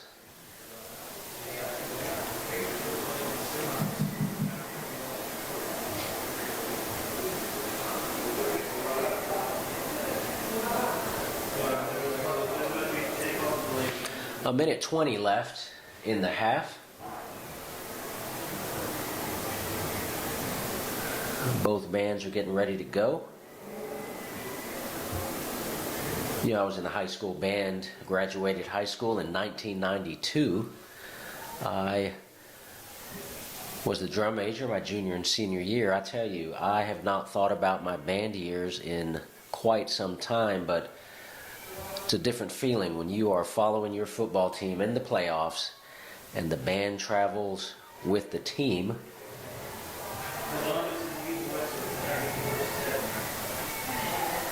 I love to see this community support of the fans, the cheerleaders, the band.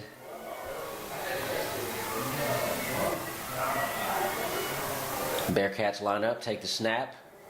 Number 10 throws the ball. Incomplete pass.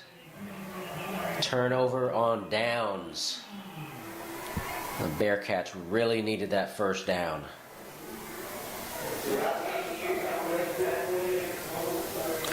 Minute 14 left in the half. Shelbyville takes over. The ball is on the 40-yard line.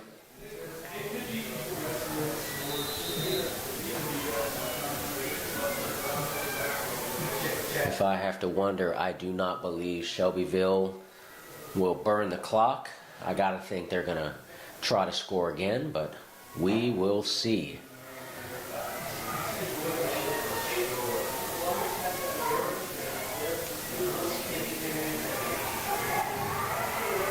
Barnes scrambles. He's gonna run it himself. He goes out at the 50-yard line. They move the chains. First down. Minute 5 left on the clock.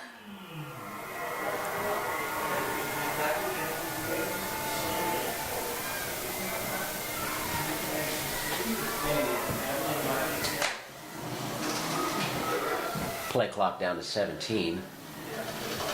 They look to the sideline to get their instructions.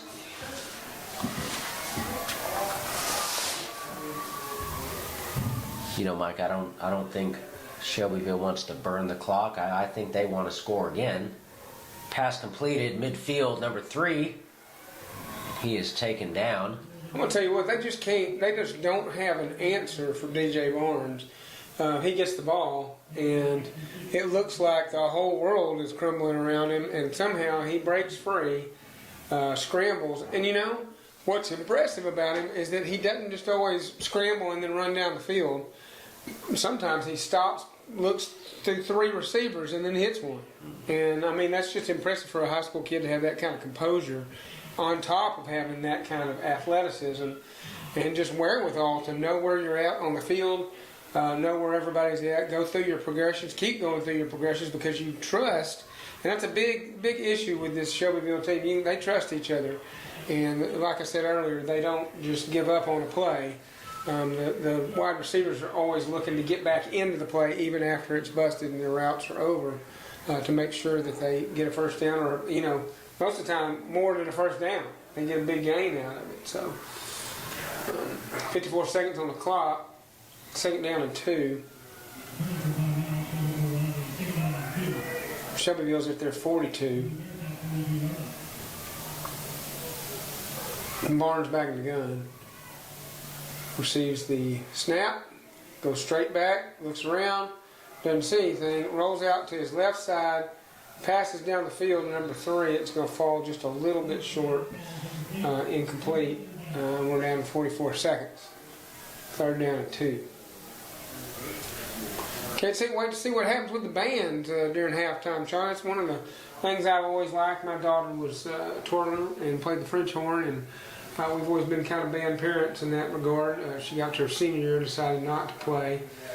But, man, I love watching a good high school band. I've been to the state marching band championships several occasions. Got to see that. So looking forward to seeing what Shelbyville and Beckville have in the area of a halftime show. Barnes back in the gun, goes straight back. Now he's going forward to his right. Heaves it all the way down the field. And I'm going to tell you what, I thought that was more pass interference than the other. I did too. It looked like he was reaching for it, but he did not throw it. Yeah, but that's going to fall incomplete. They didn't call it. And we're down to 34 seconds. 4th down and 2 for Shelbyville. Might be a little bit too late if they get a stop here. Damage kind of being done at 43-24, but you know, that's not to say they can't come back. So here we go. That's why they play the whole game. Update on the score. I'm looking at halftime on both games. Mount Enterprise Wildcats are behind 2 points against the Wortham Bulldogs, 20-22. Very close game. The Overton Mustangs are down 3 against the Mark Panthers, 21-24 at the half. All right. Well, they give the ball out to the running back. He runs around the right side, and he does his best impersonation of number 3 for Beckville and jumps over the guy and gets first down just by 1 or 2 yards as he lands on the other side. A lot of athletic plays happening here tonight. Good playoff football. 1st down and 10, 28 seconds left in the half. Barnes is going to call for it, claps it, gets it back, goes straight back, turns, twists, goes out to his right-hand side, and he's going to keep it and run with it. And he's going to pick up a boatload of yards, probably about 8 of them. Be 2nd down and about 2. 17 seconds on the clock. You know, some other scores. The Joaquin Rams are down 3 points against the Cooper Bulldogs, 14-17 at the half. Garrison is down 7-0 against the Wascom Wildcats. Wow. I bet there's some unhappy folks in Garrison. You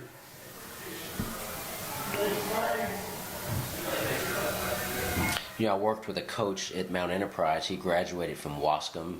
I'd never heard of that place until I worked with him. Barnes is going to heave it all the way down the field, and at the very last minute, number 4 comes over and slaps it out of his hands for Beckville, and that was a great defensive play to save a huge gain on the play. Barnes takes the ball and just kind of in the gun, drops back and just steps forward and lets it rip all the way down the field. And luckily, number 4 got there in the nick of time and batted it down right there at the last minute. Now we're 3rd down and 2 with 10 seconds left. Probably time for 1 or 2 more plays for the half. Let's see what happens. Barnes in the shotgun. Hits the ball, goes back. He heaves it down the field again. It's way too far. And it's just out of reach of the wide receiver. It falls incomplete with 4 seconds. You'd have to think that this was probably the last play of the half. 4th down and 2, 4 seconds on the clock. 43-24 is the score at the moment. That holds up. Remember, Sean, that Shelbyville's going to receive the ball in the 3rd quarter straight off the bat. And if you're Beckville, that might not be what you want to hear. Get a timeout called on the play.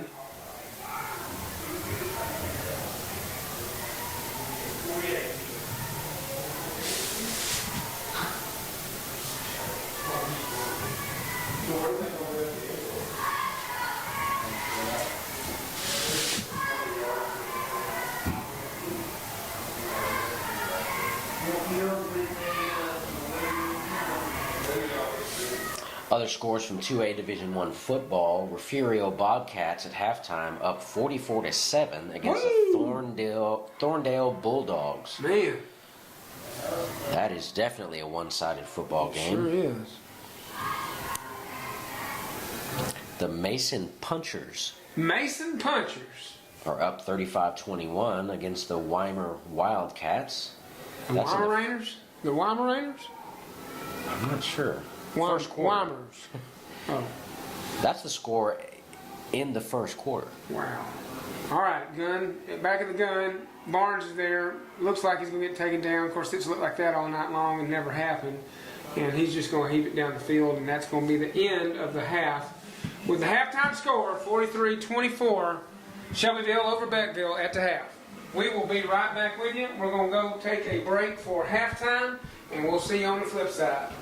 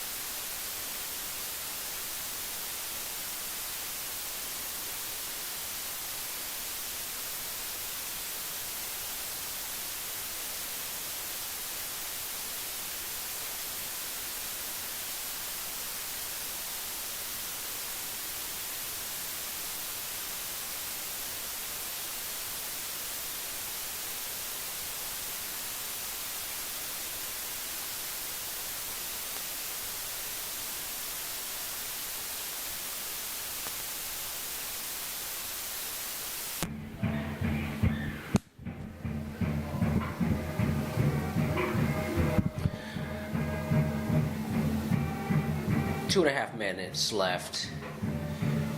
Halftime, waiting for the second half. The Beckville Bearcats entered the field. The Shelbyville Dragons are running through the tunnel.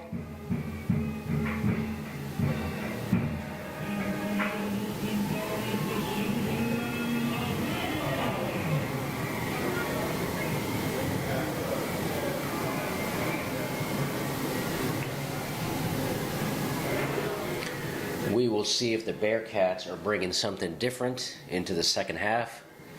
They've got some ground to make up, trailing Shelbyville 24-43.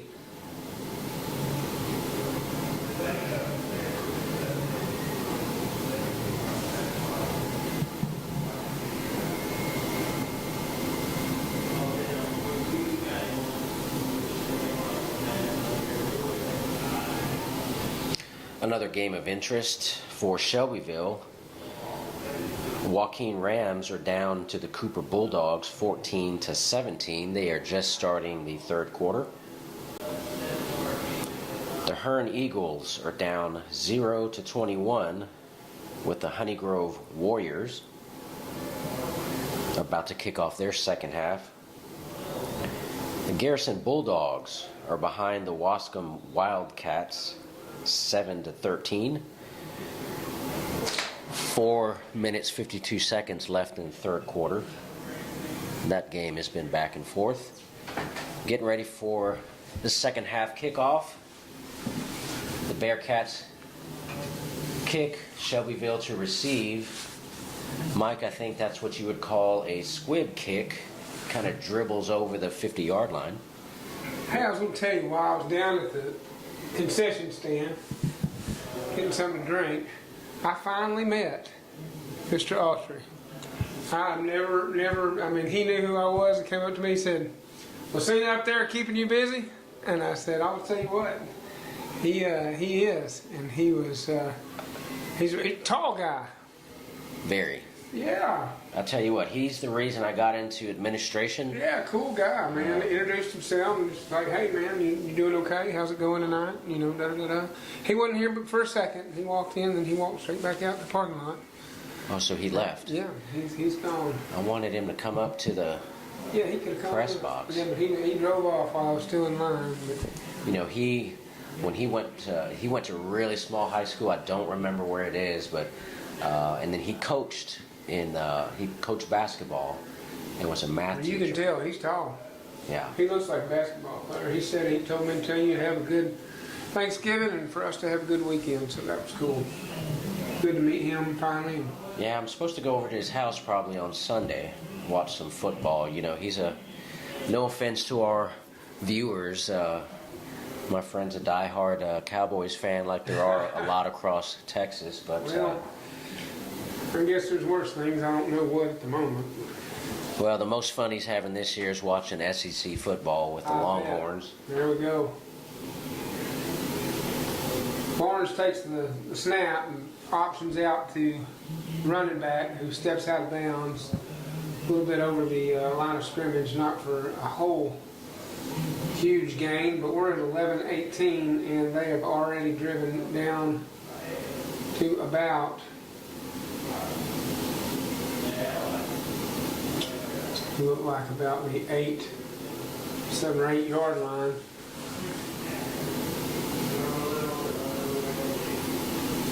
And the gun takes it, hands it off to the left-hand side. Running back's going to step and get hit from behind, kind of drives him forward across the 5 yard line. He's down 4.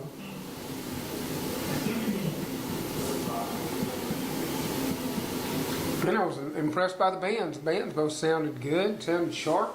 They really did. I tell you, the sound for Shelbyville It was fantastic. they sound 2 or 3 times bigger than they are, and they're not a small band for a 2A, but their sound is incredible. Yeah, I kind of thought for a 2A band they were a little bit on the big side, to be honest with you, and they were pretty stout. Well, Barnes is going to get the snap, run straight through the middle, and score again. And it looks like Shelbyville is going to take off and not look back. We're at 49-24 with 10:35 left in the third quarter. Third quarter just underway, but already they have put some points on the board. I was talking to the assistant band director as he was up here announcing over the loudspeaker for the Shelbyville band. I asked him, who would you play if you make it past this round? He said, well, we'd rather play Joaquin, but he said he didn't mind playing Cooper. They were going to dust Cooper too, so Pretty confident Shelbyville pretty team. confident. So Well, right, that 2-point conversion's good. Runs around to the right hand side, runs it in for 2. But yeah, they are a confident school. And boy, it shows on the football field, in the band, and the whole 9 yards. What a nice guy, though. The assistant band director, I got to speak to him also. I know you know the band director himself, Mr. Kennan, but good people there in Shelbyville seem to be. And he works back and forth with the guy, the band director from Beckville, who was up in the press box getting ready to announce too. And I got the wireless mic ready for both of them to announce, and they just sat in there and had a conversation like old friends, and that's kind of cool to see. Even though you're on 2 different sides of the football field, you can still be very sportsmanlike, and they were classy to each other and to their schools and each other's schools. So that was good to see. And it has gotten colder, I will tell you that. My little jaunt to the concession stand was a chilly one at that.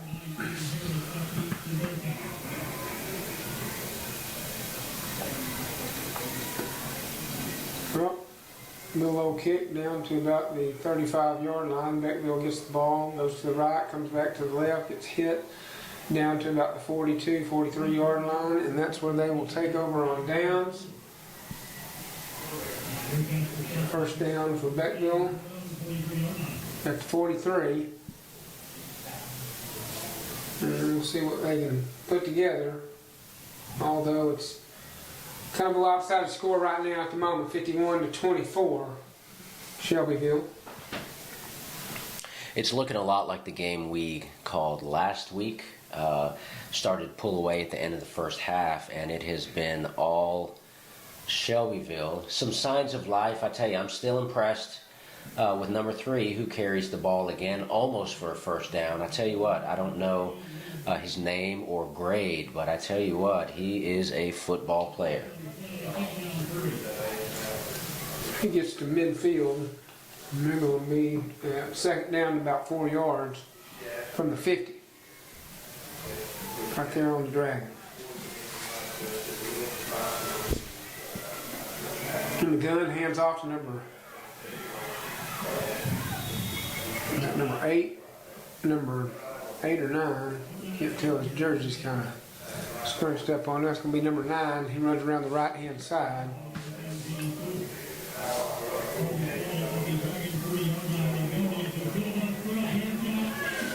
And the in-house announcer just yells and screams that it's a first down, and so we're going to go with that. And it's at the 40-yard line, first down for Beckville. Handoff, fake throw, give to our friend number 3. Good runner, and he's pushed out of bounds just across the line of scrimmage. Gain of about a yard. It's second down about 9.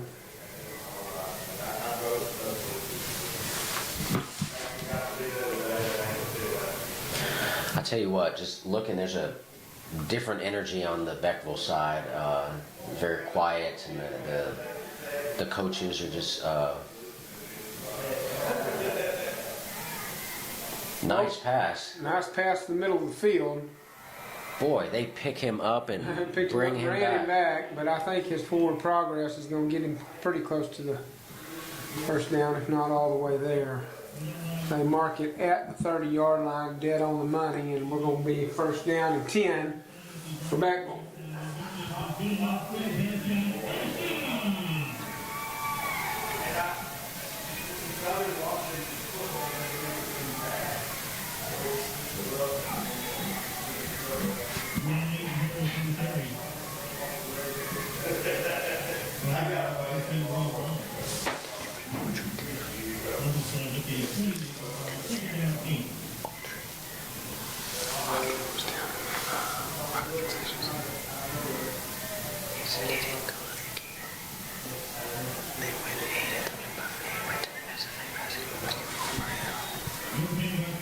up and introduced him. That's what I thought it was. You look like we're driving, you don't. Well, Beckville gets another first down here with about 8 minutes left. And they are down at about the 15-yard line in the gun. Fake throw, hands to number 3. Number 3's got it around the left side, slips down about the line of scrimmage. So that will be 2nd down and 10. Just shy of 15 yards. Give it.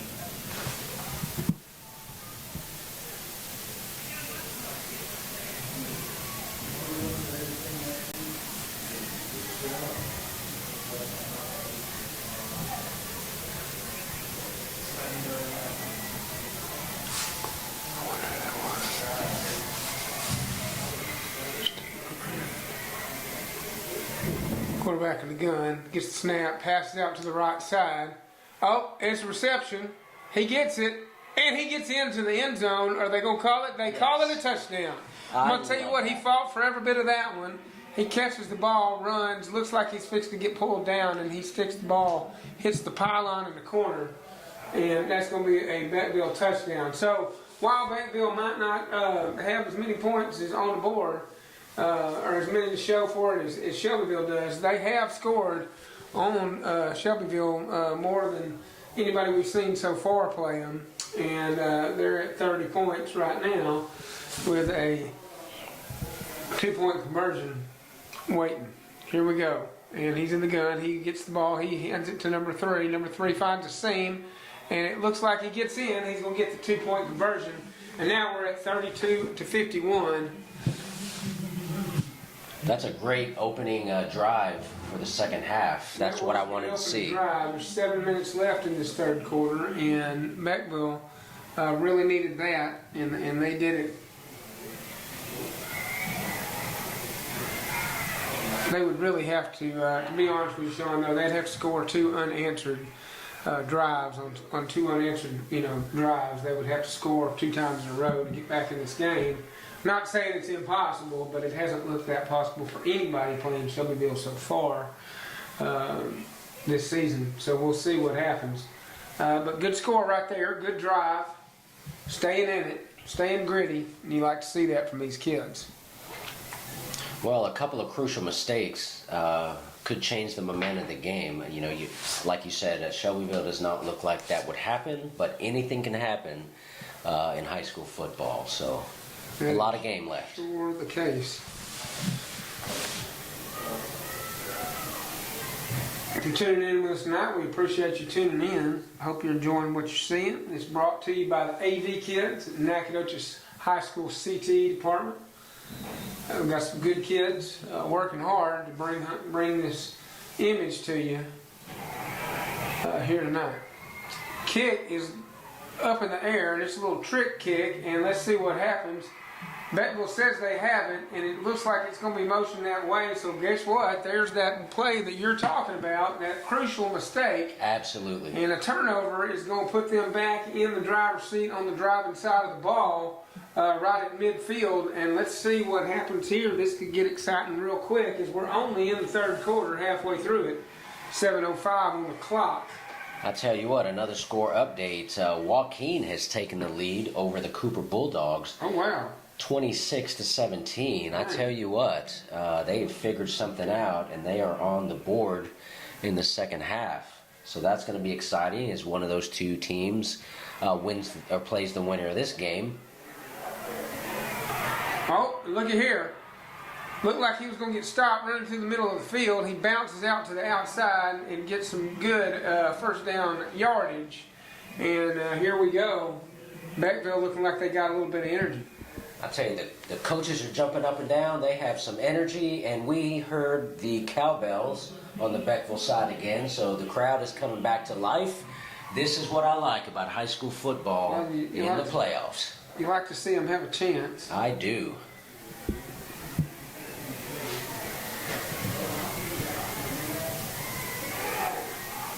They're going to hurry up to the ball in the gun. They're looking at that clock like it's not their friend. Fake throw. Give is to number 3. He bounces to the outside and turns, looks to be like a short gain into a fairly decent one at that. They are moving the football. Yes, they are.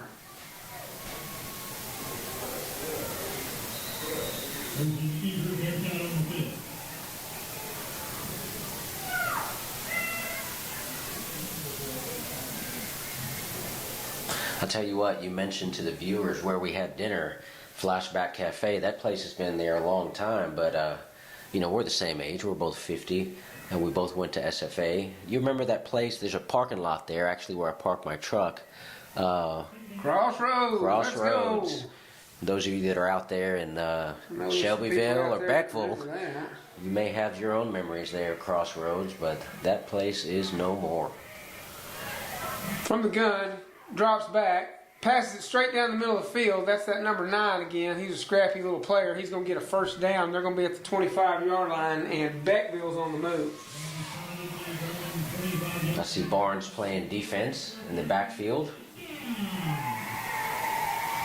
I tell you what, this is a different team than we saw in the second quarter. This is exciting. In the third quarter, score update for you. One that I've been interested in all week long, and that's College Station's going to be 35, and Lufkin is at 21, and that's in the third quarter. So Lufkin down 2 touchdowns. Oh, what? I thought he had it. He did, but he passed the ball behind him. So quarterback's in the gun, the guy comes across the middle about 10 yards deep, and he threw it behind him. You spent some time working in Lufkin. Sure did. Sure did. I was there from 2015 to 2022. Started the AV program there. They did not have one before that, and started the AV program. That was my first foray into education. I had recently worked on some television shows, one that you know of, over in Louisiana. And my wife was ready for me to come home, and so she found me a job herself and said, "Come home, I've got you a job at a high school teaching video." And I said, "Well, that sounds great and all, but it sounds terrible at the same time. Why don't you keep that job and I'll just do what I do?" And she said, "No, we've got young kids. You need to come home." So I jumped into it. You were still filming Swamp People. Yep, we were working on that project and a couple of others, and doing some cool stuff. And Number 3 again. Yep. Started the video program in Lufkin. It took off, and in 2018 we updated the video board, and that was my first time into a video board type of situation, and it's just kind of gone that way ever since. Beckville first down, again number 3, takes it all the way to the 10-yard line. New signs of life by the Bearcats. About the 10-yard line, we're at 1st and 10. Oh, around the left-hand side. Is he going to be fast enough to get there? And he dang sure is. Wow, what a run. He dang sure is. He got in there. He dang sure ran around the outside with nobody getting close to him, and he scampered on into the corner of the end zone to make the score 38-51, and I guarantee you they're going to go for 2. I don't see any signs of a kicker. I may be wrong, but I think if they're going to have to kick a field goal, it'd have to come from the coach, because I've never seen anybody warm up, do anything about it. Me either. But here we are. We got a football game. Oh, looky there. Oh. Fake. Gets it to that big old tall tight end, number 14, in the back of the end zone coming across, and that's going to be a 2-point conversion. We got an 11-point ball game with 4:19 in the third quarter.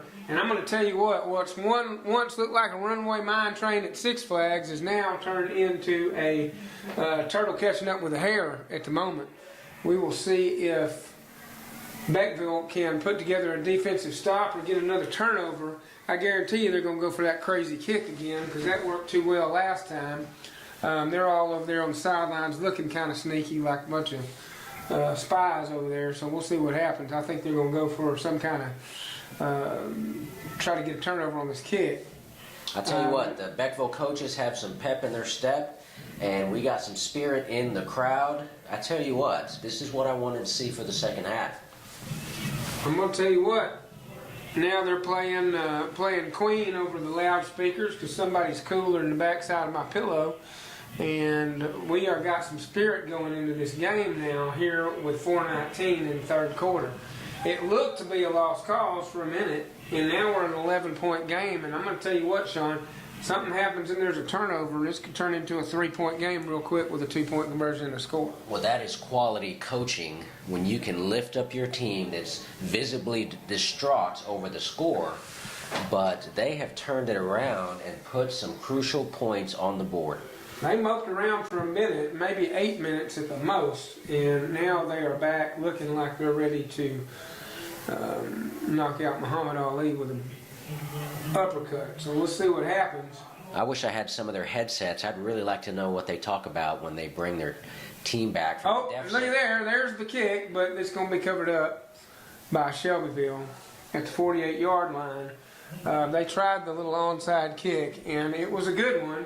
It was rolling that way, but it needed that one big bounce there at the end, and they didn't get it. It fell short, kind of fizzled out, and he fell on it.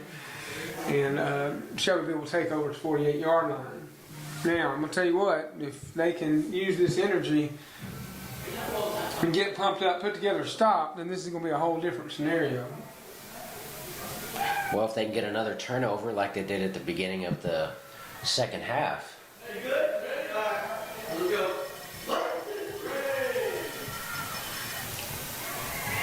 Barnes is going to keep it, but he gets met at midfield, and we have not seen that all game. Slammed to the ground. But they put it on him and stuck him hard and drove him back. He's not used to that. He felt that one for sure. They are pumped up in Beckville tonight, and let's see what these boys can do. Fans are on their feet. I tell you what, Barnes was lifted off the ground, taken to the ground. They drove him back pretty good. Second down, he's in the gun. Number 2 comes across the field in motion. He steps back, throws it all the way across the field, and juke step, and here we are to the races yet again. And He stepped out at the 11, but not before he ran all the way down the field. They did not need that to happen.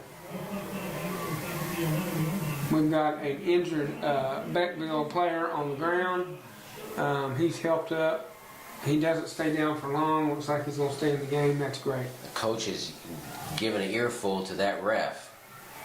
I'm not sure what he saw, but he is not happy. Ooh, and that's a heated exchange right there. And the ref turned. He better go back to the sidelines and do his coaching thing and leave the ref into him. And that was in no such terms, but that's what happened. 3:22, clock's ticking, down to 3:19:18. Here we go. First down. Shelbyville, and it's going to be Barnes, and he's going to catch it, and he's going to get all the way down to about the 4-yard line, and that's gain on the play of about 6 yards.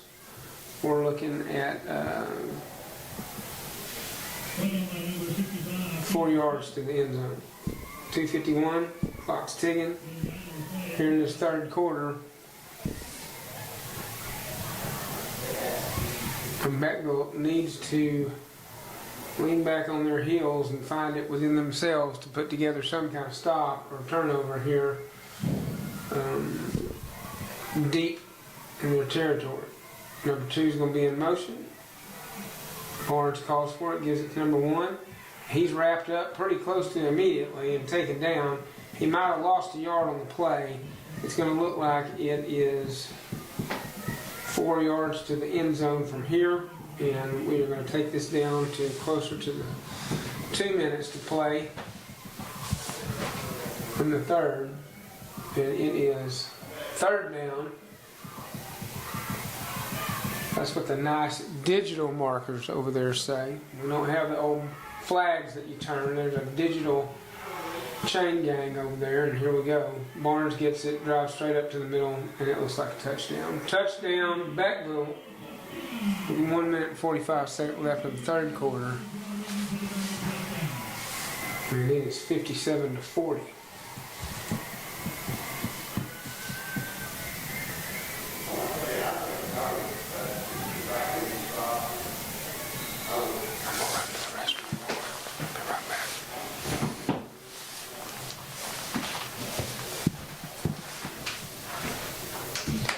Shelbyville lining up for a 2-point conversion.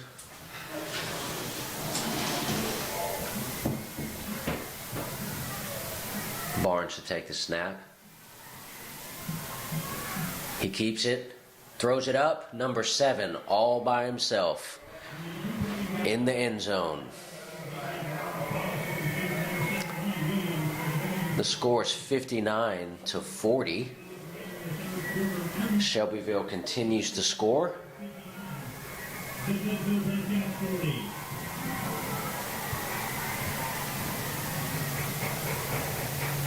Bearcats need to put together a quick scoring drive like the last one to stay in this game.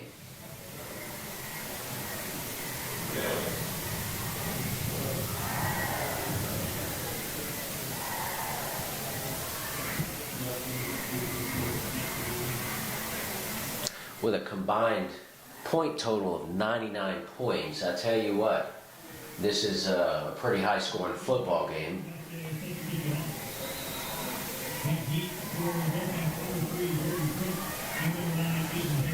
The Dragons ready to kick off. A chip shot to the 40-yard line. Bobbled by the Bearcats. Both sides think they have it. Waiting on the ref. Looks like the Bearcats will keep it. That was close to a turnover.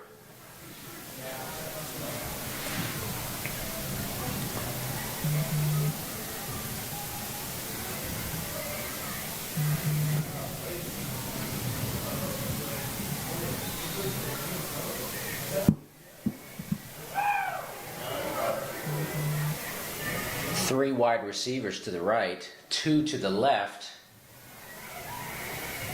Pass to the midfield. Caught by number 5.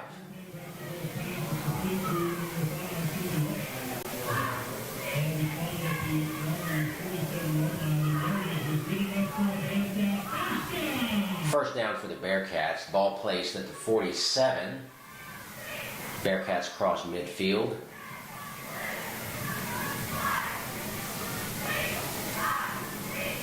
Handoff to number 3. He plows forward about 5 yards.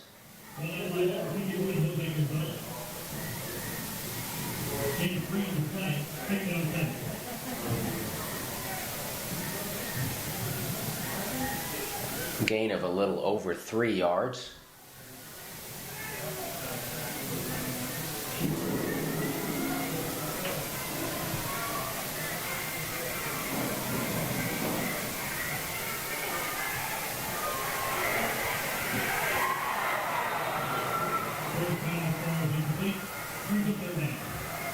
Pass incomplete. Intended receiver, number 14.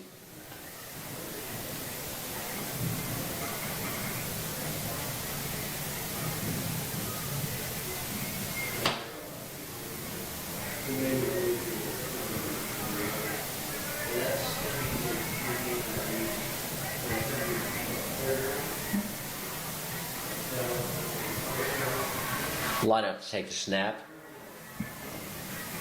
Fake to number 3. Pass. Pass interference. Good call. Shelbyville bumped the receiver way early. Flags thrown.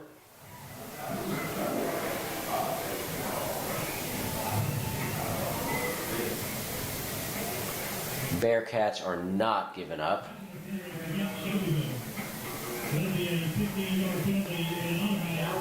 Ball's moving 15 yards. First down for the Bearcats.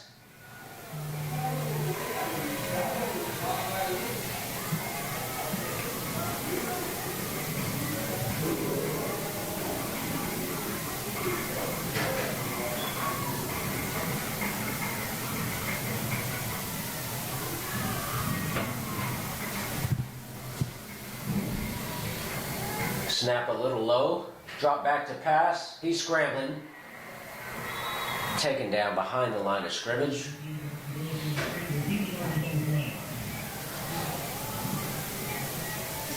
Flags down.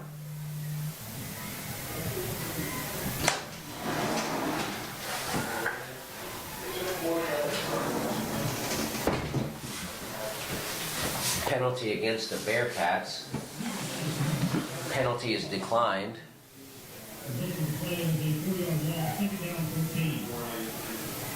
4-yard loss. 2nd and 14.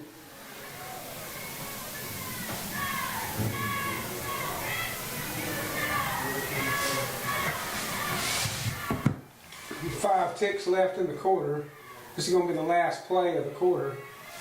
And it's going to be a run around to the right-hand side. He's going to be caught at about the 30-yard push down. We'll start the fourth quarter off with 3rd down for Beckville.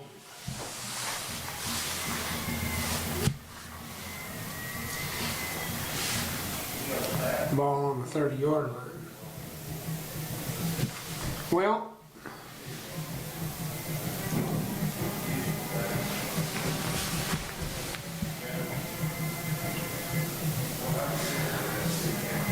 for some reason the clock's at 50 seconds and counting down. I don't understand that, but I guess that's in between quarters. They're doing them a minute.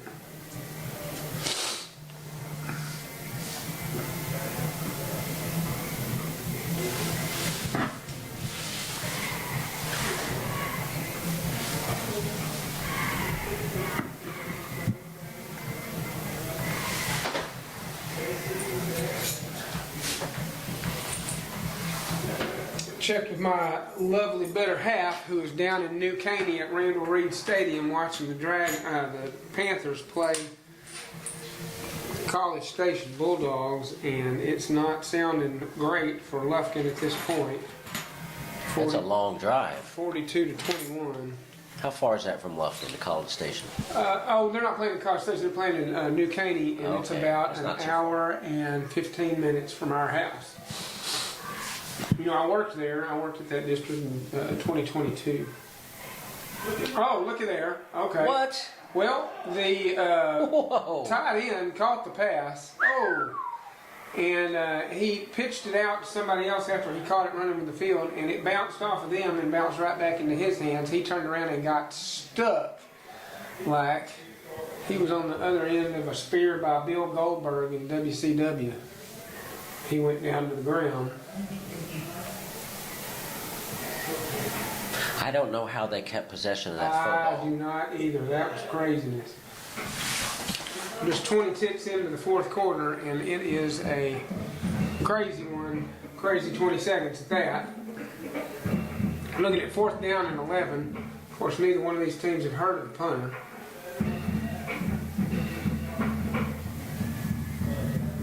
So they're going to go for it here at 4th and 11.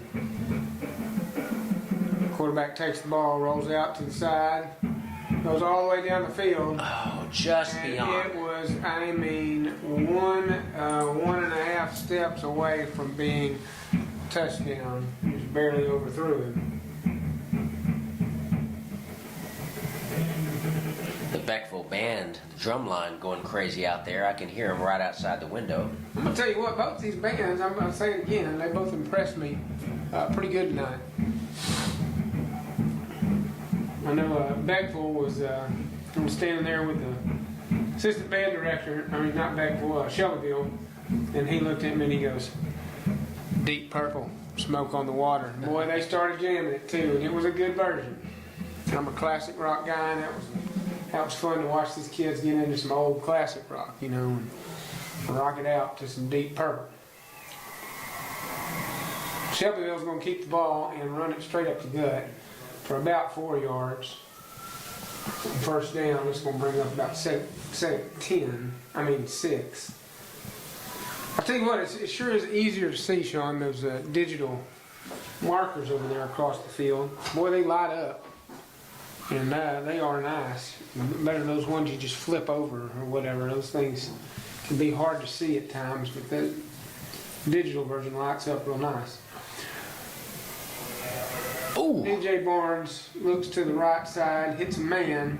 He's down around the first down. If not a first down, he's going to be about a foot short. Listen to that band. Hopefully you guys on the live stream can hear that in the background. We have an update on some scores. The Cooper Bulldogs and the Joaquin Rams. Joaquin taking the lead, 26-24. 8 minutes and 39 seconds left in the fourth quarter.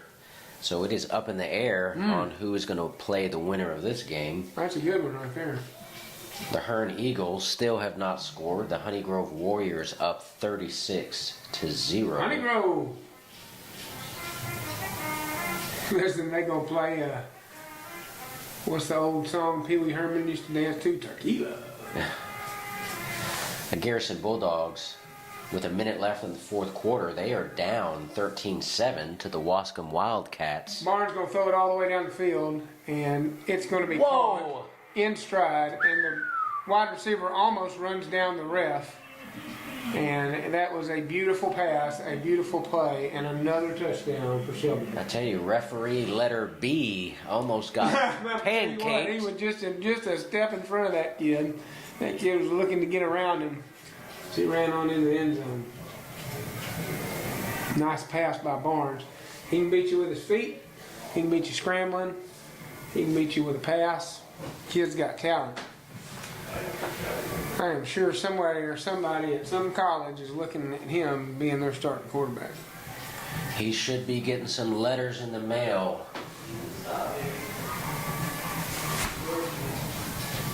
Oh yeah. Yeah, he's a baller. He's a player. Here we go. They give the ball to the left-hand side. And is it going to be a touchdown? If it's not, it's going to be real close. They're calling it touchdown for 2 points. He barely falls across the line, and it's going to be a touchdown or a 2-point conversion. It looked like they were going to stop him, but they pushed him over. 67-40. Holy 67-40. moly. 67-40. 107 points been scored here tonight. That's probably going to put it out of reach. Got 4 touchdowns. You know, I'm impressed with how they came out in the second half to move the football. What didn't happen is stopping Shelbyville from scoring. You know, you had to do both of those. That first night that we called that game, Shelbyville versus Jewett Leon, when I did the research, what it said was, you know, Shelbyville's going to go out and score, and nobody's going to stop them. The problem is you know, they let a lot of other people score too, and so it gets to be a punch out. And we've seen that here tonight. I mean, they're scoring back and forth. I mean, anybody that scores 40 points in a game, you would look at it as, man, maybe we can win this game. But You know, on the football app, Dave Campbell Football, and I don't know who does it, if it's voting, but the predicted winner was Beckville. Really? 60% to 40%. Really? So I don't know how that is calculated, but that's not what we've seen here tonight. well, asking some people in Shelbyville what he thought, I asked a couple of people who work there what they thought about this season and if they were going to do it and go to the state and do the whole thing. And they said, man, it's going to be up to that Joaquin and Cooper game. And if they can get past whoever they got to play them, it's going to be a downhill slide for them. So we'll see if that's the case, if they move on, which it looks like they are in a healthy position to. I'll tell you what, I'm wondering, you know, Shelbyville has played on our field 2 weeks in a row. If they play Joaquin or Cooper, I wonder what the chances are that they would play on our field for a third week in a row. I would love to see Oh, no, that's that right. game, I'll even tell though you it's what. in the middle of our At this Thanksgiving point, break. I don't even know if that'd be fair. Shelbyville seems to like playing here, and that's for sure. Quarterback's going to pass out to the right side or left side, number 5, and it's going to be a little bit too high. An incomplete pass. 9.5 minutes left in this game.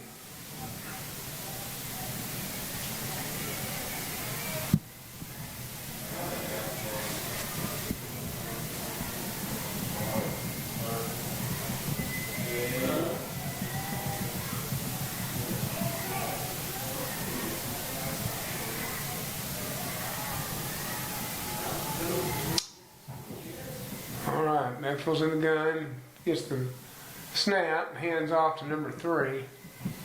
He gets back to 41-yard line. Looks to be 3rd down and 8 yards to go from Beckville. How's Mount Enterprise looking? What's our score there, Sean? Let me look real quick.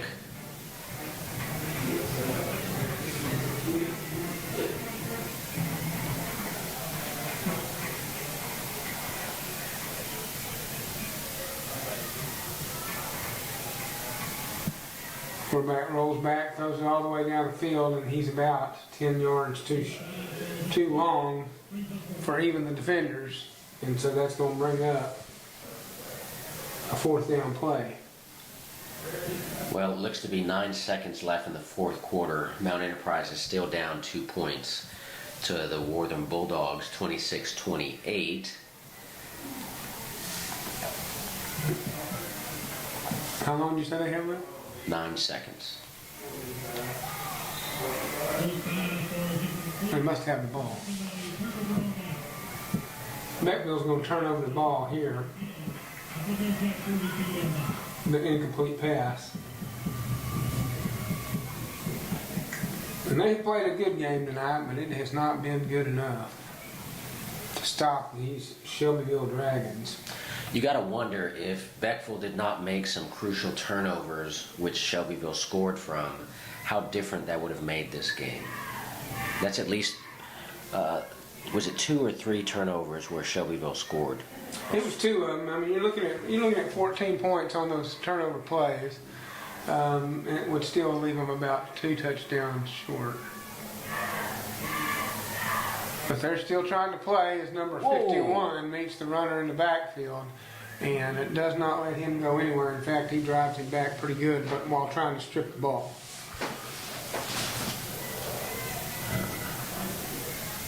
Linebacker number 51. I guess they blew the play dead. They moved the ball back to probably 3 yards behind the line of scrimmage.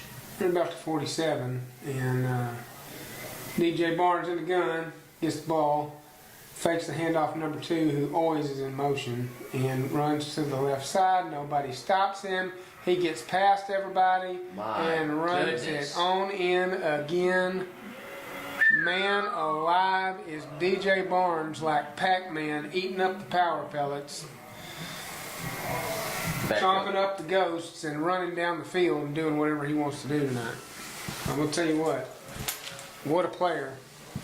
What a player. He is a valuable cornerstone to the Shelbyville team. And he has proven that here tonight with a display of running, touchdowns, passing the ball all the way down the field, pinpoint passes, optioning the ball, taking care of the ball, no turnovers. And I'm going to tell you what, there's a 2-point conversion across the middle. And that's going to make it 73-40. 75. 75-40 with the 2-point conversion. 7 minutes, 47 seconds left, and Shelbyville is tearing it up. They have gone ahead by 5 touchdowns. What is the, and I know people may disagree on this or have different interpretations, but I know there's kind of an unspoken rule. At what point is it considered running up the score, or where it's a little disrespectful? I've always wondered that, and I've never asked. I will say this in this situation, and this is my opinion, and my opinion only. But in a 35-point game, you're talking about 5 touchdowns. 5 touchdowns puts it out of the way. And I don't think with 40 points on the other side of the ball, it's running up the score. Now, you think about a score 35-0 at the end of a football game, and I've seen plenty of those. So I wouldn't say that would be the case. However, I think when you get up to about 40 to 45 point difference, you're kind of getting skating on thin ice. You hang 50 on somebody, and well, that's about as much as you could. I mean, 52-0 is, well, you know, whatever. I think it's a little bit more than that, but I think it depends on, I guess what I'm saying is I think it depends on the other side of the score. Right. If you're at 0, 13, 40, or 50 points, it can be relative. I don't feel like it's a run-up point game here, and I feel like Beckville could still come out with a score or two. Yeah. You know, so I don't feel like that's the case here tonight. But I just hear coaches talking about, getting the score run up on them or something. So I always wondered what the unspoken rule was. pass out to the number 14.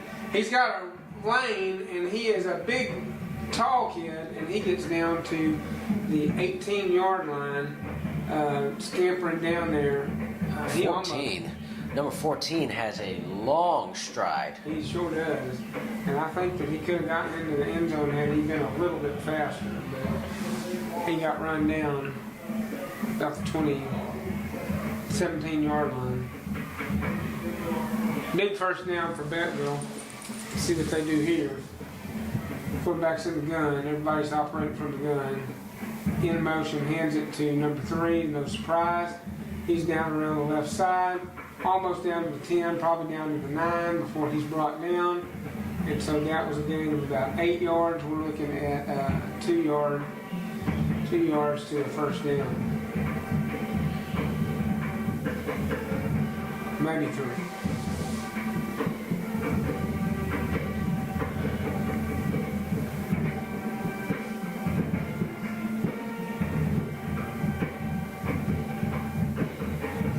Beckville's all grit right here, trying to put points on the board. And number 3 is going to step out about the 6-yard line. I tell you what, here's what happened with 9 seconds left in the Mount Enterprise game. Last play, Mount Enterprise scores to win the game, 32-28. Let's go! Good job, Wildcats. Athletic Director Scott Ponder. I tell you what, my first year there, we hired him to be the new AD, and he had been building a program, and this is his 3rd year with these boys, and they are playing some incredible football. Score with 9 seconds left. Well, Beckville looks like they might score right here, and they do. Pass out to the right side, and he's going to step across the plane of the end zone and straight out of bounds after that, but not before he picks up 6 points in a consolation prize. Still scoring, I like that. Yeah, they're still trying to put it together. And it really doesn't look like that Shelbyville's taken out all their players yet, to be honest with you. They've still got folks in there. Right. Even at a 29-point game. Here we go for the 2-point conversion.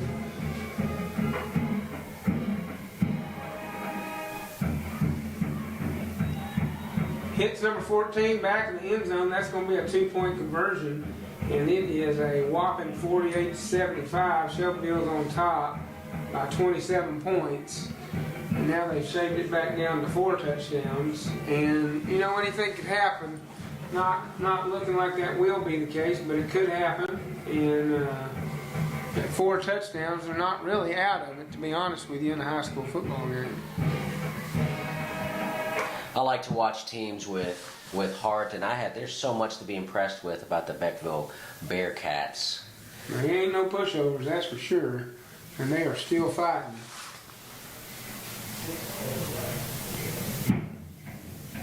Man, I wish I could have seen the end of that Mount Enterprise game. I will be asking. I'm going to ask my friends if there's a video, if they could send me the huddle video, just the last play. I tell you what, I know that they are jumping up and down. It's a small school. There's going to what's that? Is that regionals next?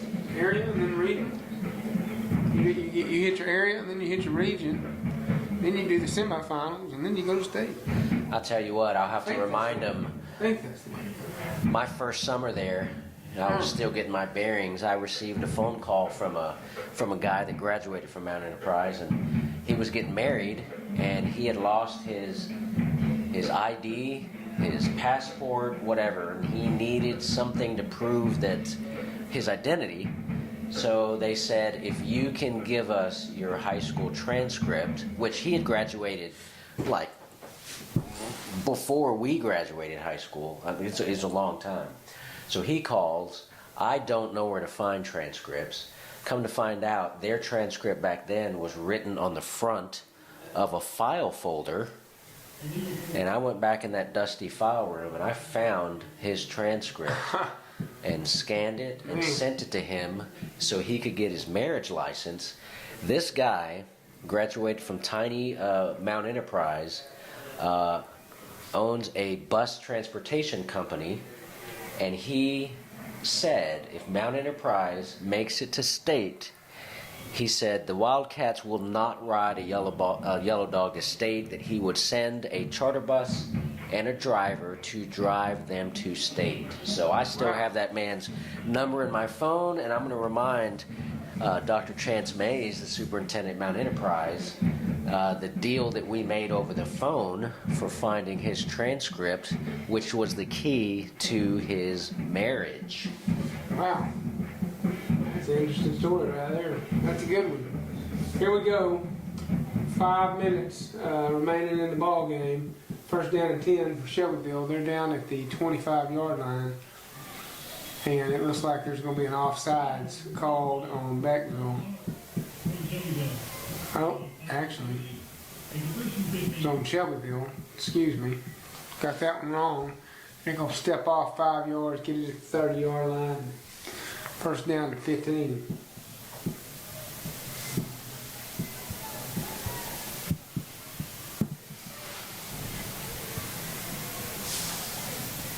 .442 and counting.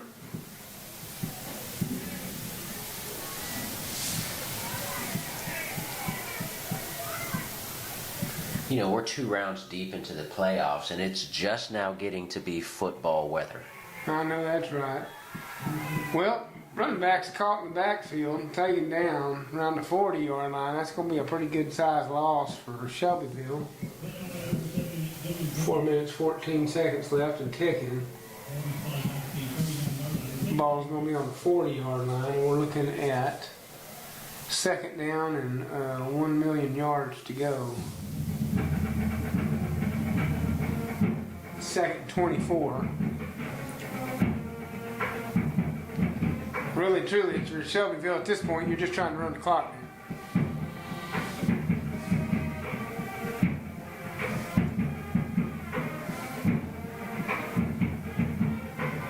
Fake handoff. Barnes going to keep it. He gets hit once, throws it all the way down the field, but this time it is not ring true. He leads the receiver too many yards, and that's going to be an incomplete play, incomplete pass. And we're at third down and 24. 3.5 minutes left. The Garrison Bulldogs have fallen to the Wascom Wildcats 13-9. There you go. That's big because Garrison is a powerhouse for football teams. So that's a good win for Wascom to advance. Joaquin still ahead of the Cooper Bulldogs 32-24. They have just under 6 minutes left in the fourth quarter.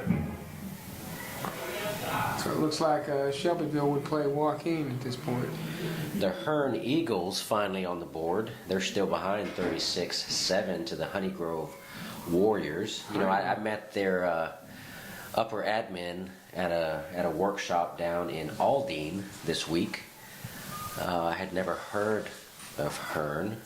No? But it's down there close to College Station. Close to Bryan College Station over there. There used to be a cafe over there that's kind of popular, and it was the brother of Mike, who was one of the co-owners of Cotton Patch. His brother owned the Dixie Cafe in Hearn. And it was a popular stop for people traveling to eat at. Barnes sacked in the backfield. That could be the first time that's ever happened. He doesn't go down easily. 2 minutes, 41 seconds left in a lopsided 75-48 game. Shelbyville Dragons leading with the ball. in the fourth quarter.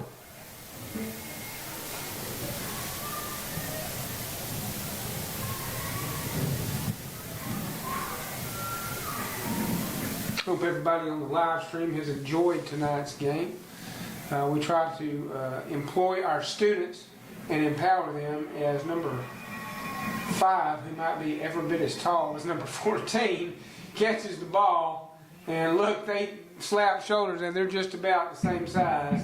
And that's who I thought it was at first, with those long strides, making it all the way down the field. That was a nice run. That was a nice run to about the 27-yard line, where Beckville was going to have a first down and look to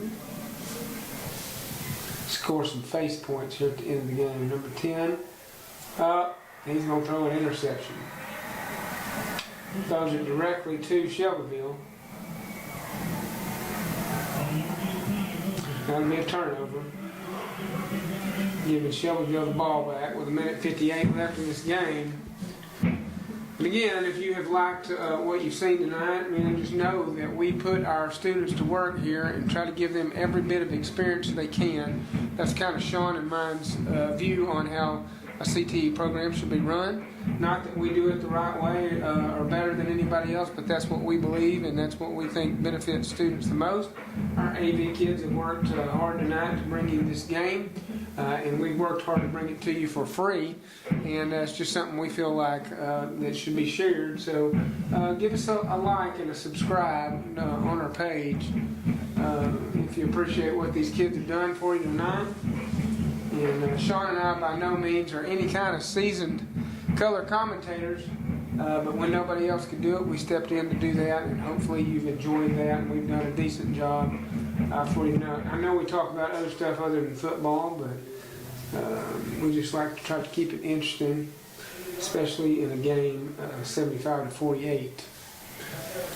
Mike, I did want to mention, when we're talking about focusing on the trades and our students in our CTE programs, Stephen F. Austin, which is a 4-year state university, has started a new program called PACE, which stands for Professional and Continuing Education. And when Brent McLemore sent us that link about the programs they were starting within the trades, they have 100 and something programs that they're opening up. And this is not just for students coming out of high school.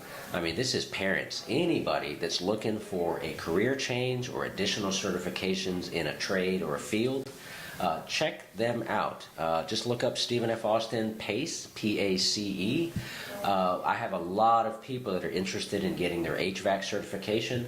Just for instance, that course it's all online, so you could take it from anywhere in Beckville, Shelbyville, anywhere in between for around $3,000, and that's just your online, work at your own pace, get your HVAC certification. It includes a voucher to take your test, and bam, you have your certification. So additional training and education to get your certification is not beyond reach. So if you're out there watching this, look up SFA PACE if you're interested in a new career path for you or anyone you know. And Shelbyville just elects to down it a couple times. That's going to be the end of the game. Shelbyville's going to be victorious, 75-48. I want to congratulate both teams for a hard-fought loss for Beckville, but boy, they didn't give up, and they kept scoring even though they couldn't match up to Shelbyville's pace. And that's going to do it for us here tonight. Again, like and subscribe to Nacogdoches High School CTE, Train Your Dragon YouTube channel. We're going to keep bringing you stuff for free as long as we can. And check out some of our other videos. We have a funny video over there. Our principal, Mr. Kevin Croft, principal of the high school, we like to do a Can You Beat Croft show where students and faculty members challenge him to various challenges. We will try to update and post on the things that happen in our CTE program. But again, we thank you for being with us tonight. As for Mike, Katie, and Sean Lucina at Nacogdoches High School, have a great Thanksgiving. Hey, it looks like the final score for Joaquin and Cooper is 32-24. So Shelbyville will be playing Joaquin in round 3 of the playoffs, road to state championship. And there's a chance that might be here, and if it is, we'll bring it live, and we will see you then. Have a great Thanksgiving. Have a nice, restful break, and we'll see y'all on the flip side. Bye.